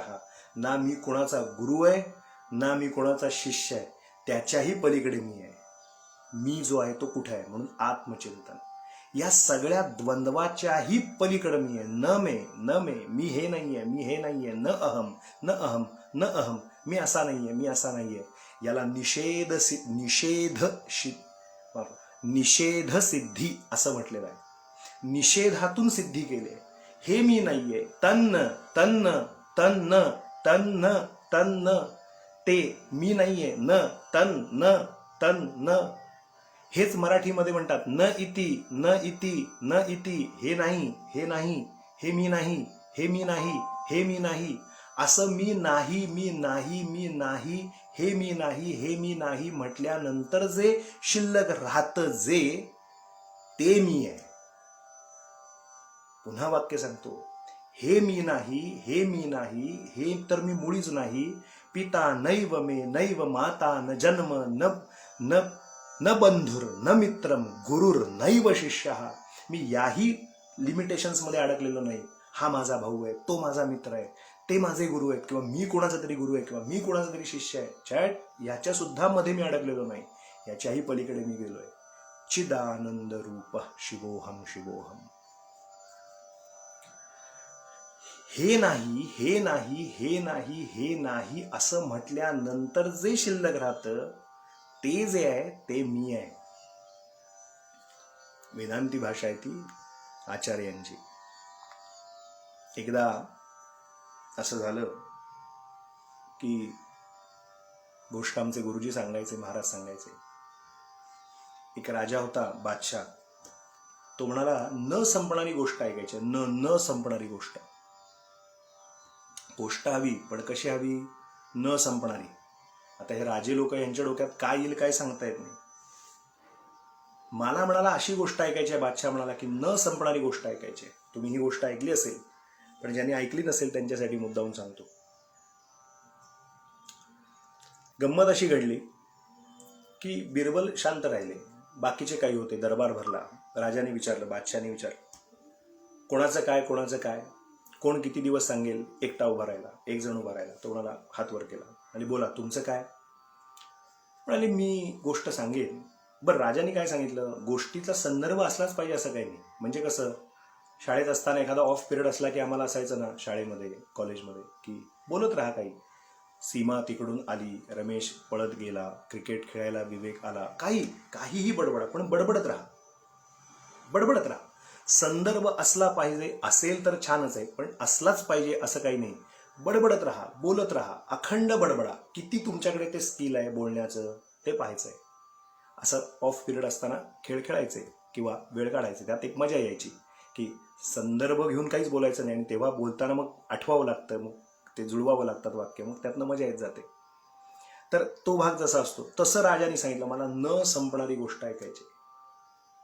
तो एकाने हात वर केला. तो मला, मी 3 दिवस आणि 3 रात्री तुम्हाला न संपणारी गोष्ट सांगेन. राजा म्हणला, खाली बसा. 3 दिवसानंतर गोष्ट संपणारच ना. मला न संपणारी गोष्ट ऐकायची. हे राजे लोक म्हणजे काय, त्यांच्या टाळक्यात कधी येईल काय सांगता येत नाही. मला न संपणारी गोष्ट ऐकायची. 3 दिवस 3 रात्री तुम्ही सांगणार, कबूल, पण 3 रात्रीनंतर गोष्ट संपणार. मला तसं नको आहे. मला न संपणारी गोष्ट ऐकायची. आता काय करावं? दुसरा एकटा उभा राहिला. तुम्हाला, राजेसाहेब मी सांगतो. म्हणजे काय? मी सांगेन 5 दिवस आणि 5 रात्र अखंड तुम्हाला तुमचं जे चॅलेंज तुम्ही दिलंय, आव्हान दिलंय, त्याप्रमाणे आम्ही न संपणारी गोष्ट सांगेन 5 दिवस 5 रात्रीपर्यंत. राजा म्हणाला, मी पहिल्याला काय सांगितलं ते ऐकलं नाहीत का तुम्ही? 5 दिवसानंतर 5व्या रात्रीनंतर संपणारच आहे ना गोष्ट. मला न संपणारी गोष्ट ऐकायची.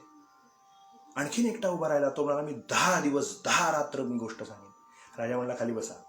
मी मगाशी या दोघांना काय सांगितलं ऐकलं नाही का? 10 दिवसानंतर गोष्ट संपणारच आहे ना.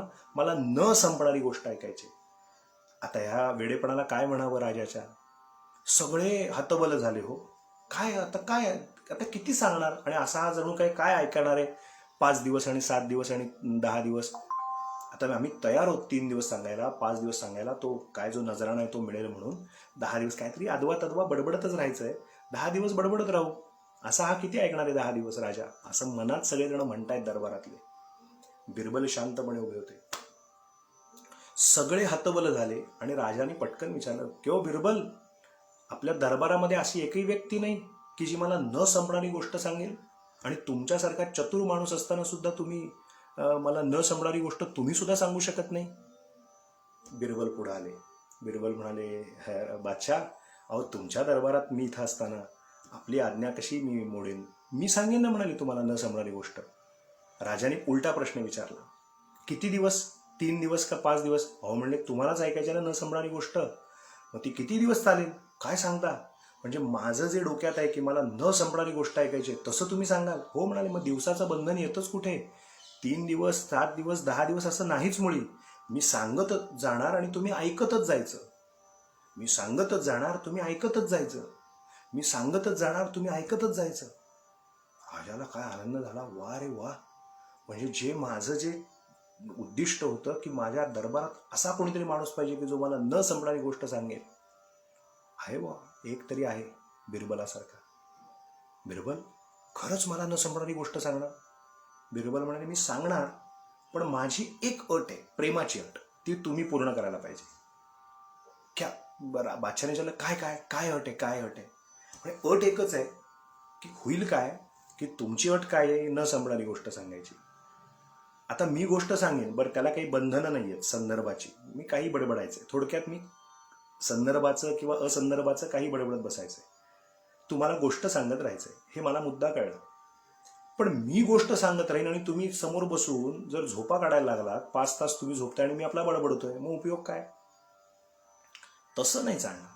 म्हणजे जर मी तुमच्यासाठी गोष्ट सांगतोय तर तुम्ही जागच राहायला पाहिजे. तुम्हाला न संपणारी गोष्ट ऐकायची आहे ना. मला न संपणारी गोष्ट सांगता येते, तर तुम्ही सुद्धा न संपणारी गोष्ट ऐका. फक्त अट एक आहे की तुम्ही मला और असं विचारायचं. म्हणजे पुढं काय झालं? आपण म्हणतो ना मग पुढं काय, मग असं विचारतो ना, तसं तुम्ही मला विचारायचं. और तुम्ही और म्हटलात की मी पुढची गोष्ट सांगणार. म्हणजे मला दोन गोष्टी होतील. तुम्ही और म्हणेपर्यंत मला थोडी विश्रांती मिळेल, एक. आणि दुसरी गोष्ट, तुम्ही और म्हटलात की मला हे कळेल की तुम्ही जागे आहात, म्हणजे माझी गोष्ट नीट ऐकताय. बादशाह म्हणाला, हुशार आहेस रे. म्हणलं हुशार तर मी आहेच, आणि तुम्हाला सिद्ध करून दाखवेन न संभळणारी गोष्ट कशी असते ती. बादशाह म्हणाला, ठीक आहे. सगळे दरबारातली लोक एकमेकांकडे बघायला लागले. म्हणले, हा बिरबल खरंच काय डोक्याचा माणूस आहे कोणास ठाऊक. आपण 3 दिवस 5 दिवस 7 दिवस 10 दिवस मर्यादा सांगितली, 10 दिवस 10 रात्री. हा खरंच न संपणारी गोष्ट, म्हणजे असं काय सांगणार आहे हा बादशाला. सगळ्यांना प्रश्न पडला. दरबार भरला, सगळी लोक ऐकायला आली. राजा सिंहासनावर बसला. बिरबलाने कथा सांगायला सुरुवात केली. पहिले तर सगळं काय काय सांगायला सुरुवात केली, मग नंतर सांगायला सुरुवात केली. बादशाह, एका ठिकाणी एक राज्य होतं. तिथं अनेक लोक राहत होती. त्या नगरीचा राजा फारच दयाळू होता. बिरबल थांबले. बादशाह तिकडनं म्हणतो सिंहासन, और काय. मग तो राजा अत्यंत दयाळू होता आणि ती प्रजा त्या राजावरती प्रेम करणारी होती. सगळं काही छान चालू होतं. असेच काही दिवस गेले आणि एक चमत्कारिक घटना त्या राज्यातल्या एका खेडेगावात घडली. बिरबल थांबले. बादशाह म्हणतो, और काय म्हणाले. ते जे काय राज्य होतं त्या राज्यामध्ये एक गाव होतं. त्या गावामध्ये अनेक शेतकरी राहत होते. आता काय जे तोंडाला येईल ते बडबडायचं होतं हो. तो काही नवीन स्टोरी तयार करून, नवीन गोष्ट तयार करून सुचेल ती सांगत होता. काही बडबडायचं आहे. आणि राजा काही मध्ये थांबलं की राजा म्हणतोय और म्हणलं की पुढे सांगायचं. हा म्हणून सांगतोय. त्या राज्यामध्ये गाव होतं. गावामध्ये अनेक शेतकरी राहत होते आणि ते शेतकरी अतिशय कष्टकरी होते. बिरबल थांबले. राजा म्हणतो, और काय. अहो, त्यामध्ये एक शेतकरी होता, त्याच्याकडे 5 एकराची शेती होती. राजे सरकार, बादशाह, 5 एकर. आणि त्याने काय केलं होतं, मका लावला होता. मका, काय सांगू मी तुम्हाला, काय मक्याचं एक एक कणीस असं लगडलं होतं. एकेका ताटाला 2-2, 3-3 कणसं लगडली होती हो. काय सांगू मी तुम्हाला, काय पीक होतं त्या शेतकऱ्याचं. ते 5 एकरामध्ये सगळा मका असा डौलदारपणे डोलत होता वाऱ्याची झुळूक आली की. बिरबल थांबले. बादशाहने विचारलं, और काय. अहो, ते सगळं जे चालू होतं, पण काय त्या शेतकऱ्याचं नशीब हो. म्हणाले, काय त्या शेतकऱ्याचं नशीब, काय सांगायचं तुम्हाला. अचानक टोळधाड आली. आणि टोळधाड म्हणजे काय आपल्याला माहिती आहे का राजेसाहेब, हजारो पक्षी असे येतात आणि ते एकेका दाण्याला असं धरून चिवडत असतात आणि ते कणीस असं कुरतडून खात असतात. पिकावरती टोळधाड येते आणि तशी एकदम कुठून तरी टोळधाड आली आणि त्या 2-3 एकरामध्ये जे सगळं पीक असं बहरात आलेलं होतं, त्या प्रत्येक एकेका ताटाला त्या 1-1, 4-4 कणसाशी लगडली होती ना, मोठी मोठी कणसं. त्या कणसावरती एकेका ताटावरती 4-4 कणसं लगडली होती. त्या संपूर्ण 3 एकराच्या शेतामध्ये हजारो लाखो पक्षी ते तिथे येऊन आले. ते टोळधाड तिथे पीक नासावायला लागली, खायला लागले. बिरबल थांबले. राजा म्हणला, और काय. अहो, तो शेतकरी काय साधा होता का. त्या शेतकऱ्यांनी विचार केला, आपण पण जिद्द हारायची नाही. त्याने खूप सारी दगडं गोळा केली. एक उंचात उंच झाड होतं, त्या झाडावरती एक मचाण बांधली. त्या मचाणीमध्ये एक गिलवर हातात घेतली आणि त्याच्यामध्ये दगड धरायचा आणि असं काही नेम धरायचा की बरोबर जोरात सोडायचा. असा नेम धरायचा की बरोबर तो दगड सोडायचा. राजेसाहेब, बादशाह, काय सांगू मी तुम्हाला, दगड जोरात सोडला. बिरबल थांबले. राजा म्हणतो, और उत्सुकता वाढली बादशाची. तो म्हणतो, तो म्हणाला, और म्हणजे म्हणाले, तो जो दगड सुटला तो 1-2 पक्ष्यांना लागला. त्या ताटावरच्या त्या कणसावरती लगडलेल्या कणसाला. ते जेवढ्यांना दगड लागला, भर तेवढी पाखरं भर. बिरबल थांबले. पुन्हा राजाने विचारलं, और म्हणलं भर. पुन्हा थोडं झालं. पुन्हा बादशाला वाटलं आणखीन पुढं काहीतरी सांगेल. और पुढं काय झालं, पुढे काय म्हणले. पुन्हा त्यांनी दगड घेतला, पुन्हा दगड मारला. और म्हणलं भूर. पुन्हा 2 मिनिटं गेली. बादशाने विचारलं, और म्हणलं भूर. बिरबल, और म्हणलं भूर. पुन्हा विचारलं, और म्हणलं भूर. अहो, ते सभेतली सगळी लोक लागली हसायला. मग मात्र त्या बादशाचं डोकं गरम झालं. संतापानं तो म्हणाला, बिरबल, काय तुम्ही अशा पद्धतीने बोलताय? मी न संपणारी गोष्ट ऐकायला तुम्हाला सांगितली आहे आणि तुम्ही सारखं मी और म्हणून पुढे तुम्ही अट सांगितल्याप्रमाणे विचारतोय और, आणि तुम्ही भूर म्हणता फक्त.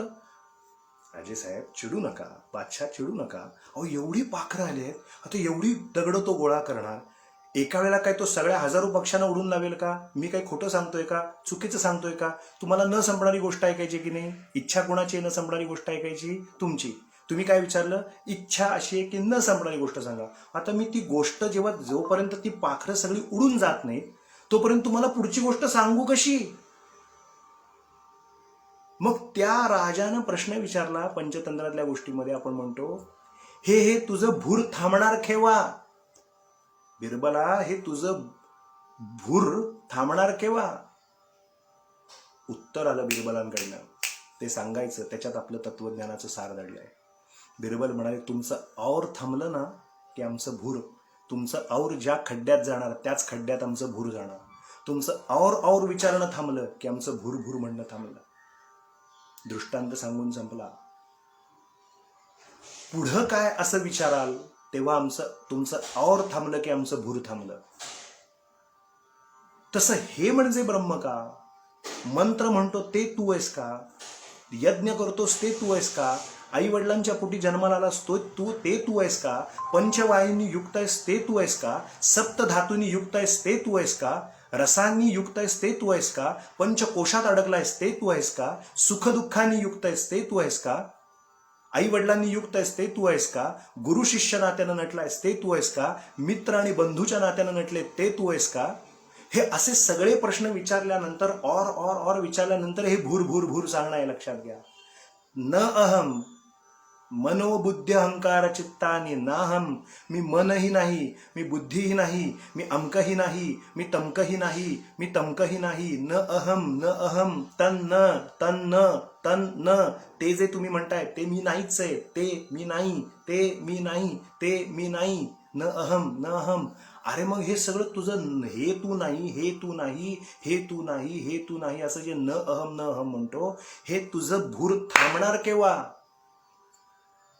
ते म्हणले, तुमचं और थांबलं की आमचं भूर थांबेल. हे सगळं नाही नाही नाही म्हटल्यानंतर जे शिल्लक राहतं ते मी आहे. आता कळलं का ते दृष्टांत सांगण्याचा हेतू काय होता? ते हे सगळं मी नाहीये असं म्हटल्यानंतर जे शिल्लक राहतं ते मी आहे. शिवोहम शिवोहम शिवोहम शिवोहम सच्चित आनंद चिदानंद रूपः. ते माझं मूळ रूप आहे. शिवाह अहम शिवाह अहम. मी शिवस्वरूप आहे. मृत्यू जन्माच्याही पलीकडचा मी आहे. मृत्यू सर्वांग सोहळा. जिणे निर्माल्याची कळा. ते सगळं जगणं म्हणजे निर्माल्याची कळा. धन्य निर्माल्याची कला. नाही पुण्याची मोजणी, नाही पापाची टोचणी. जिणे गंगौघाचे पाणी, जिणे गंगौघाचे पाणी. आपलं जीवन हे गंगामाईसारखं प्रवाही असलं पाहिजे. तुका म्हणे आता उरलो उपकारा पुरता. आता ती नदी नुसती वाहत असते, अनेक क्षेत्रांना पल्लवित करीत असते, अनेक प्रांतांना सुजलाम सुफलाम करत असते, अनेक लोकांवरती उपकार करीत समुद्रापर्यंत जाऊन पोचते. तसं आमचे सगळं जीवन, आमचे प्रत्येक दिवस, आमचे प्रत्येक महिने, पक्ष, त्रिमास, षणमास, वर्ष, संवत्सर, संपूर्ण आयुष्य लोकांच्या उपकारासाठी यावं, तन मन धनानं उपयोगी पडावं. आमची बुद्धी आमच्या धर्म कार्यासाठी, आमच्या राष्ट्र कार्यासाठी, आमच्या देव कार्यासाठी उपयोगी पडावी. आम्ही कमावलेला पैसा आमच्यापेक्षा न्यूनतम असलेल्या गोरगरीब परिस्थितीने गांजलेल्या अडकलेल्या लोकांना तो पैसा जर देऊन त्यांना समृद्ध करता आलं तर द्यावा. अडल्या नडल्या जीवांना उपयोगी करता आलं तर तो द्यावा. आमच्याकडे जे ज्ञान आहे ते ज्ञान लोकांसाठी खर्ची कवडावं. अहो एक सिंपल गोष्ट आहे. एक माणूस शिकला, तो खूप डबल ग्रॅज्युएट झाला आणि ते अमकं झालं आणि तमकं झालं, नाना प्रकारच्या डिग्र्या त्यानं मिळवल्या, खूप मोठा हुशार आहे, मान्य आहे, त्याबद्दल साष्टांग दंडवत. पण हे सगळं शिकल्यामुळं त्याला पगार किती झाला? 1 लाख, 1.5 लाख, 2 लाख. मग त्या 2 लाखांनी सुखी किती जणांना केलं त्यांनी? तो, त्याची बायको, त्याची आई, त्याची वडील आणि पुढं मागं त्याचा मुलगा किंवा मुलगी. या 5 जणांना सुखी करण्यासाठी त्याने एवढी डिग्री मिळवली का? हे एवढे पैसे फक्त या 5 जणांना स्वतःसह आणखीन 5 जणांना सुखी करण्यासाठी फक्त जन्माला आलास का? नारायण असे विश्वी त्याची पूजा करीत जावी. समर्थ म्हणाले नारायण असे विश्वी, विश्वामध्ये सगळा नारायण व्यापून उरला, त्याची पूजा करीत जावी. या कारणे तोषवावी कुणीतरी काया. आपलं शरीर त्यासाठी झिजवावं. सदा सर्वदा योग तुझा घडावा, तुझे कारणी देह माझा पडावा. उपेक्षू नको गुणवंता अनंता, रघुनायका मागणे हेच आता. आता फक्त एकच मागणं आहे, माझी बुद्धी, ज्ञान, बोलणं, नर्तन, गायन, कीर्तन, प्रवचन, माझ्या ठिकाणचं कौशल्य, जे म्हणून काही असेल चांगल्यात चांगलं, ते माझ्या देवासाठी, धर्मासाठी, राष्ट्रासाठी, आप्त स्वकीयांसाठी, आजूबाजूच्या लोकांसाठी जर उपयोगी पडलं नाही तर ते 4-5 जणांसाठीच डबक्यातल्या बेडकासारखं काय करायचं उपयोगी. त्याचा उपयोग झाला पाहिजे, सदुपयोग झाला पाहिजे. मग हे सगळं मी नाही म्हटल्यानंतर मी कोण आहे असं म्हटलं ते शेवटच्या श्लोकात सांगतात. अहम निर्विकल्पो निराकार रूपो विभुत्वाच्च सर्वत्र सर्वेन्द्रियाणां न चासंगतं नैव मुक्तिर्न मेयः चिदानंद रूप शिवोहम शिवोहम. मी कोण आहे? मी संदेह रहित, अहम निर्विकल्पो, मला कुठलाही आता संदेह नाही. गीता संपूर्ण सांगून झाल्यानंतर अर्जुनाला विचारलं तो म्हणतो नष्टो मोहा स्मृतिर्लब्धवा. मला आता जे नेमकं करायचंय ते कळलंय, माझा मोह नष्ट झालाय, मला जे करायचंय कर्तव्य कर्म ते आता मला कळलंय.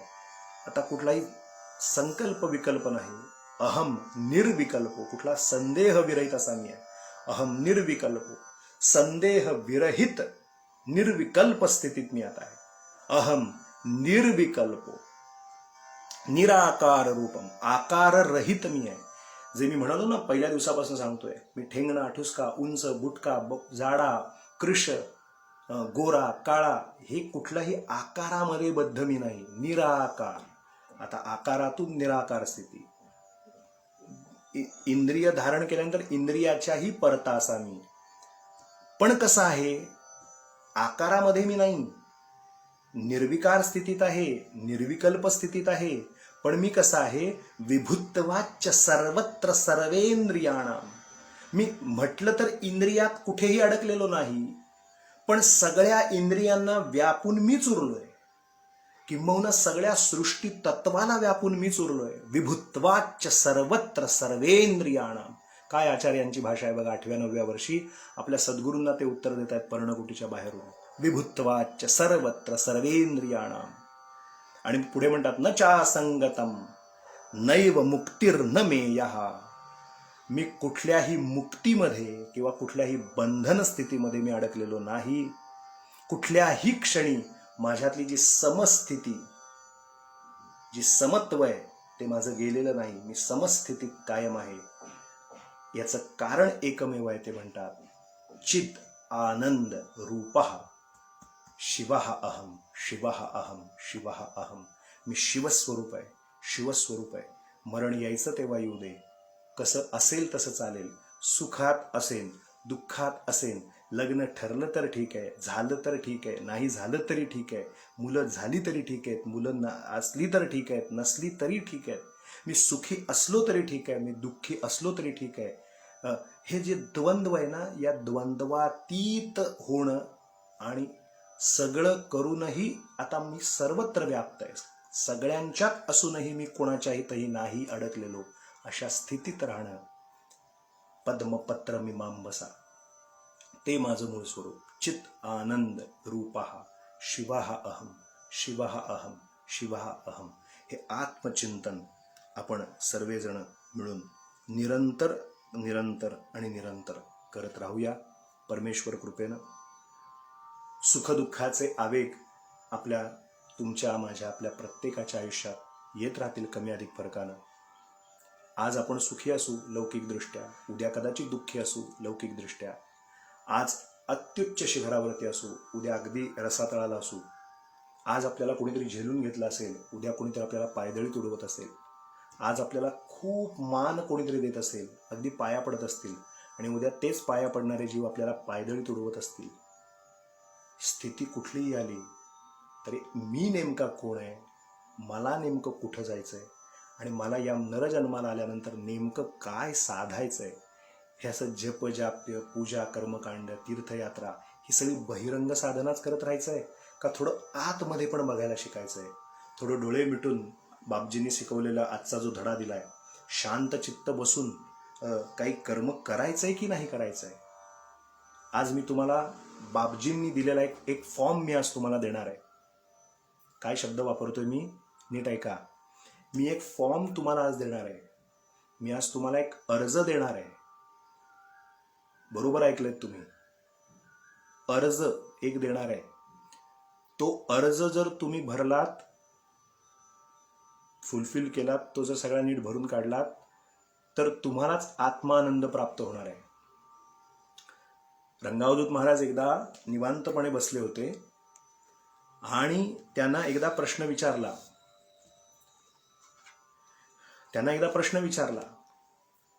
की या भारतभूमीचं कल्याण कसं होईल, भरतखंडाचं कल्याण कसं होईल, या भारतातली किंबहुना जगातली लोक सुखी कधी होतील? बापजींना प्रश्न विचारला. एवढा अर्ज मी आपल्याला सांगणार आहे. हा अर्ज आपल्या डोक्यात ठेवा. हा व्हिडिओ पुन्हा पुन्हा पहा. शेवटचा भाग आवर्जून बघा. व्हॉट्सॲपवरती किंवा फेसबुकवर नक्की शेअर करा. यूट्यूबवरती पण आपल्या अनेक स्वीय जनांना, नातेवाईकांना मुद्दावून शेअर करा. एवढ्यासाठी की हा अर्ज पण पोचू दे सगळ्यांपर्यंत. अर्ज नीट ऐका.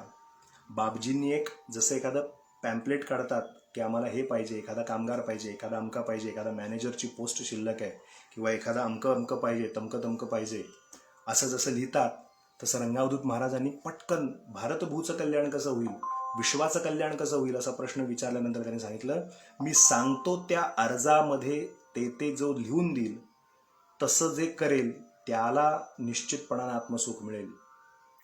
बापजींनी एक पॅम्पलेट केलं, जाहिरात काढली रंगावधूत महाराजांनी, आणि ते म्हणतात, पाहिजेत पाहिजेत पाहिजेत. काय लिहितात? पाहिजेत पाहिजेत पाहिजेत. आम्हाला पाहिजेत. कोण पाहिजेत? कसे पाहिजेत?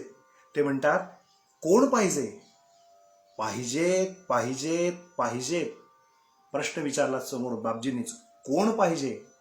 ते म्हणाले, उपदेशक पाहिजेत, उपदेशक पाहिजेत. बापजी म्हणतात, पण कसे? उपदेशक पाहिजेत, पण कसे? ते म्हणाले, वाचाळवीर नाहीत. फुलफिलमेंट अर्जाची आम्हाला कसा पाहिजे तो उपदेशक? वाचाळवीर नव्हे, पण वर्तनवीर. बापजींचे शब्द ऐका किती प्रभावी आहेत. पाहिजेत पाहिजेत पाहिजेत. कोण? उपदेशक पाहिजे. कसे? वाचाळवीर नाहीत, वर्तनवीर. केवळ शब्दांनी शिकवतील असं नाही, पण आचरणाने शिकवतील असे. परोपदेशे पांडित्यम असं करतील असं नाही, पण स्वतःच स्वतःला उपदेश करतील असे. हे वाक्य फार महत्वाचं आहे. बापजींवर जर मनापासून प्रेम करायचं असेल, संतांच्या वाङ्मयावर जर मनापासून प्रेम करायचं असेल, टेंबे स्वामींच्या वाङ्मयावर जर मनापासून प्रेम करायचं असेल, तर किती जन्म फक्त त्यांचं वाङ्मय वाचत बसलो याला महत्व नाही. त्यांचा प्रत्येक शब्द आणि शब्द हृदयापर्यंत किती नेला आणि तो आचरणात किती आणण्याचा प्रामाणिक प्रयत्न केला, त्याच्यावर त्यांच्या चरणावरचं आपलं प्रेम सिद्ध होईल. बापजींची भाषा किती विलक्षण आहे पहा. ते म्हणतात, पाहिजेत पाहिजेत पाहिजेत. कोण? उपदेशक. पण कसे? वाचाळवीर नाहीत, पण वर्तनवीर. केवळ शब्दांनी शिकवतील असं नाही, तर आचरणाने शिकवतील असे. परोपदेशे पांडित्यम, दुसऱ्याला पांडित्य शिकवतील असं नाही, तर स्वतःच स्वतःला उपदेश करतील असे. मग सर्वांचे गुरु होण्यासाठी धावतील असे नाही, पण सर्वांचे शिष्य होण्यासाठी धडपड करतील असे. काय सुंदर भाषा आहे. सर्वांचे गुरु होण्यासाठी धडपडतील असे नाहीत, पण सर्वांचे शिष्य होण्यासाठी धडपडतील असे पाहिजेत आपल्याला लोक आता इथून पुढच्या काळात. श्रोत्यांचे वित्त हरण करतील. आजकाल काय झालंय, फेसबुक लाईव्ह करायचं आणि मग खाली परत लिहायचं, की आमचं ना चरितार्थ त्याच्यावरती आहे, किंवा ह्या बुवांचा किंवा ह्या बाईंचा चरितार्थ त्याच्यावरती आहे. माझे शब्द कटू वाटतील, अवघड वाटतील, ठीक आहे, काळाची गरज आहे, उपजीविका त्याच्यावर असणाऱ्यांनी तसं करावं, हरकतच नाही. पण आम्ही आता कीर्तनकार पण किती संकटात सापडलेलो आहोत. आमच्यावर सरकारचा काही पाठिंबा आहे का, इतरांना कसं देता, आम्हाला का नाही देत, हे असं पुन्हा बडबडायचं. मग अनन्यास चिंतयंतो माम गेलं कुठे तत्व. जे पगडीत गादीवर उभं राहून बोलतो मोठं तोंड करून, तो सांभाळेल ना. आजपर्यंत ज्याने सांभाळलं तो पुढेही सांभाळेल. कट्ट्यावरचा बाप पादुका रूपानं, समर्थ रूपानं बसलाय, पादुका रूपाने, नृसिंह सरस्वती रूपाने. ज्याने आजपर्यंत सांभाळलं तो पुढं सांभाळणार नाही का तुम्हाला? आज सांभाळतोय, मागे सांभाळले. अरे लेकानो, जन्मोजन्मी तो तुम्हाला सांभाळत आला, तो इथून पुढे नाही का सांभाळणार? मग खाली लिहायचं, आमचं गुगल पे अकाउंट नंबर आमका आहे, ती दक्षिणा आरतीत टाकता, ती आमचा हा लाईव्ह व्हिडिओ ऐकला की काही देणार असाल तर इथे द्या बरं का. इथे आमचं हे गुगल पे अकाउंट आहे, हे फोन पे अकाउंट नंबर आहे. संतांना हे मान्य नाही. ते म्हणतात श्रोत्यांचं वित्त हरण करतील असे नाहीत, पण वेदना हरण करतील असे आता पाहिजेत कार्यकर्ते. उदार आदर्शवादी नकोत, पण प्रत्यक्ष वास्तववादी पाहिजे. प्रॅक्टिकल लाईफ जगणारे पाहिजेत. उदार आदर्शवादी नकोत, पण वास्तववादी पाहिजेत. स्वप्नसेवी नकोत, उगाच स्वप्नरंजन करून जगतील असं नकोत. स्वप्नसेवी नकोत, परंतु जागृत जीवी पाहिजेत. त्यांची सतत प्रत्येक गोष्टीत जागृती असली पाहिजे. पुढे विचारतात, ह्या पद्धतीचा काम करणारा मिळाल्यानंतर पगार किती मिळेल? बापजींना प्रश्न तेच लिहितात आणि तेच उत्तर देतात. पगार किती मिळेल प्रश्न विचारलाय बापजींनी. पगार किती मिळेल?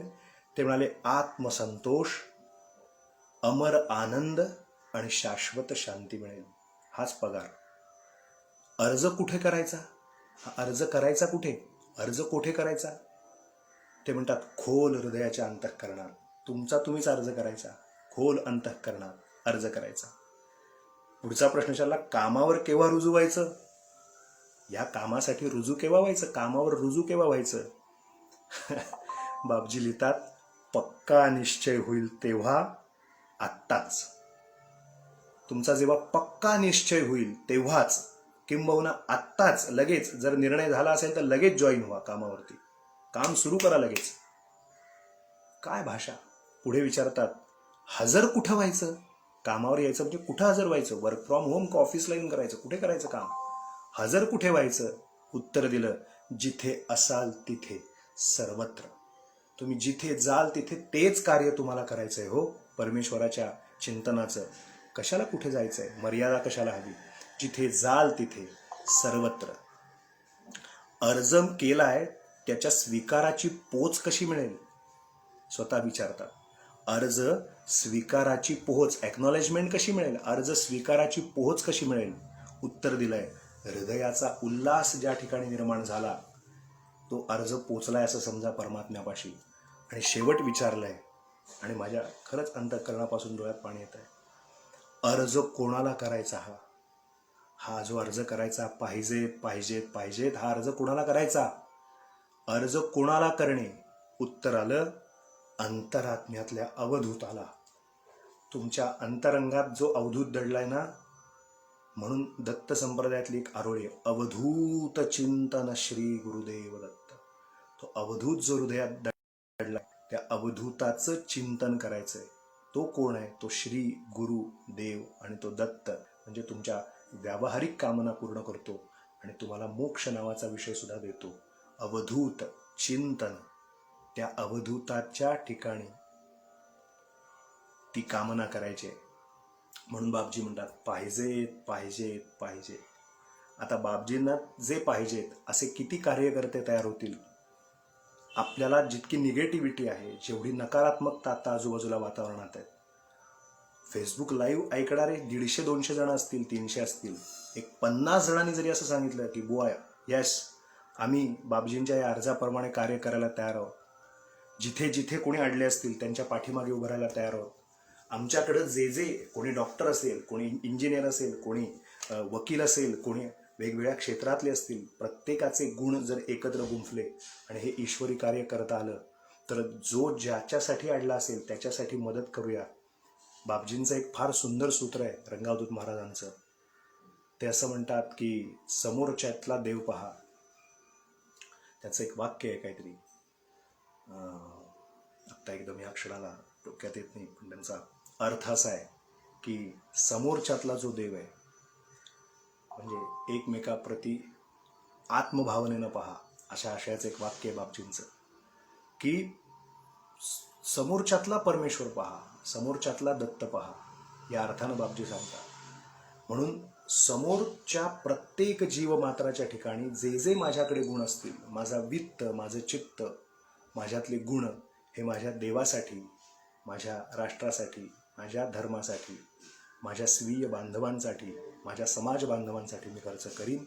आणि हा इथून पुढचा काळ एकमेकांशी ईर्ष्या, स्पर्धा, मत्सर या भावनेनं न जगता एकमेकांच्या हातात हात घालून जर पुढे जायचा प्रयत्न केला तर परस्पर देवो भव. एकदम बरोबर. खूप खूप धन्यवाद करपेताई. परस्पर देवो भव बोलायच्या ओघात संदर्भ तो आठवेना पटकन. परस्पर देवो भव. एकमेकांविषयीचा देव, त्याच्यातला देव पहा, समोरच्यानं माझ्यातला देव पाहावा. एकमेकांनी एकमेकांच्यातला देव पाहिला, दत्त पाहिला की द्वेष भावनाच निर्माण होणार नाही. भूता परस्परे जडो, माऊली म्हणाली 700 वर्षापूर्वी, मैत्र जीवांचे. इथून पुढच्या काळात मला पैसे द्या, माझे पैसे खर्च झाले, मी श्रीमंत झालो, मी गरीब झालो, पैशाची किंमत ओळखूया. हापापलेल्यासारखं न वागता कोविडच्या या काळातून आपण एक शिकवण जर नाही शिकलो, एक धडा जर नाही शिकलो, तर एकमेकांबरोबर जाण्याचं आता सूत्र ठेवूया. एकमेकांच्या वर कुरघुडी करण्यापेक्षा एकमेकांबरोबर पुढं वाटचाल करायचं ठरवूया. आत्मचिंतन करत राहूया. मुखानं परमेश्वराचं पवित्र नाव घेत राहूया. परस्पर देवो भव ही भावना ठेवूया. आणि निरंतर केव्हा ना केव्हा तरी मला मृत्यू येणार आहे, तो येण्याच्या आत माझं सामान बांधून तयार असलं पाहिजे. आणि उतरताना माझी गडबड होता कामा नये. तो आला समोर, येस आय एम रेडी, मी तयार आहे, एकदम व्यवस्थित बॅगा घेऊन खाली उतरायला तयार असावं. ही धारणा एकदम होणार नाही. यासाठी रोज अभ्यास आत्मचिंतनाचा करायचा. ते आत्मचिंतन तुमच्याकडून, सर्वांकडून, माझ्याकडून, आपल्या सर्वांकडून दत्तकृपेने घडू द्या. अशी बाबांच्या दिवस कार्यामध्ये सुरू झालेली ही चिंतन मालिका आज इथे थांबवतो. आपण सगळे मिळून हे आत्मचिंतन दत्तकृपेने करत राहूया. महाराज दत्तात्रय आपल्या सर्वांच्या वरती, नृसिंह सरस्वती स्वामी, श्रीपाद श्रीवल्लभ स्वामी आपल्या सर्वांच्यावर कृपावंत होवोत. आपल्या सर्वांच्या मनोकामना पूर्ण होवोत. तुमच्या प्रत्येकाच्या आयुष्यातल्या आधी-व्याधी दत्तकृपेने नष्ट होवोत. तुमचे उद्योग व्यवसाय, त्याच्यामध्ये जे जे काही आहेत त्यात अपेक्षित यश उद्योग व्यवसायात मिळो. मुलाबाळांचं रक्षण होवो इथून पुढच्या काळात, आगामी काळात अनलॉक झाल्यानंतर. आणखीन त्यांच्या शैक्षणिक क्षेत्रामध्ये, त्यांच्या व्यावहारिक क्षेत्रात त्यांच्या सगळ्या इच्छा आकांक्षा पूर्ण होवोत.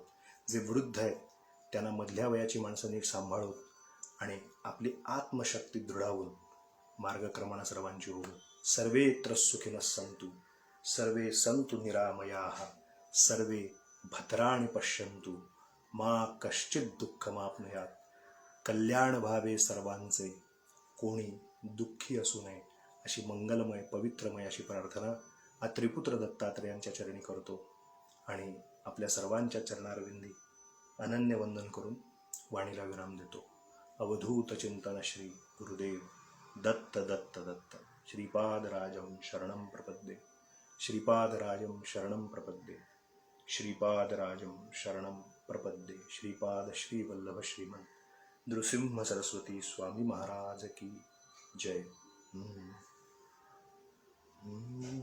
कायेन मनसा वापि यद्यत् कर्म शुभाशुभं करोम्यत्र करिष्यामि तदतु त्वत्समर्पितं. दत्तनामैव नामैव नामैव मम जीवनं, कलौ नास्त्यैव नास्त्यैव नास्त्यैव गतिरन्यथा. अवधूत चिंतन श्री गुरुदेव दत्त, गुरुदेव दत्त, गुरुदेव दत्त दत्त दत्त. धन्यवाद. कधी योग येईल तेव्हा आपण पुन्हा भेटूया. धन्यवाद.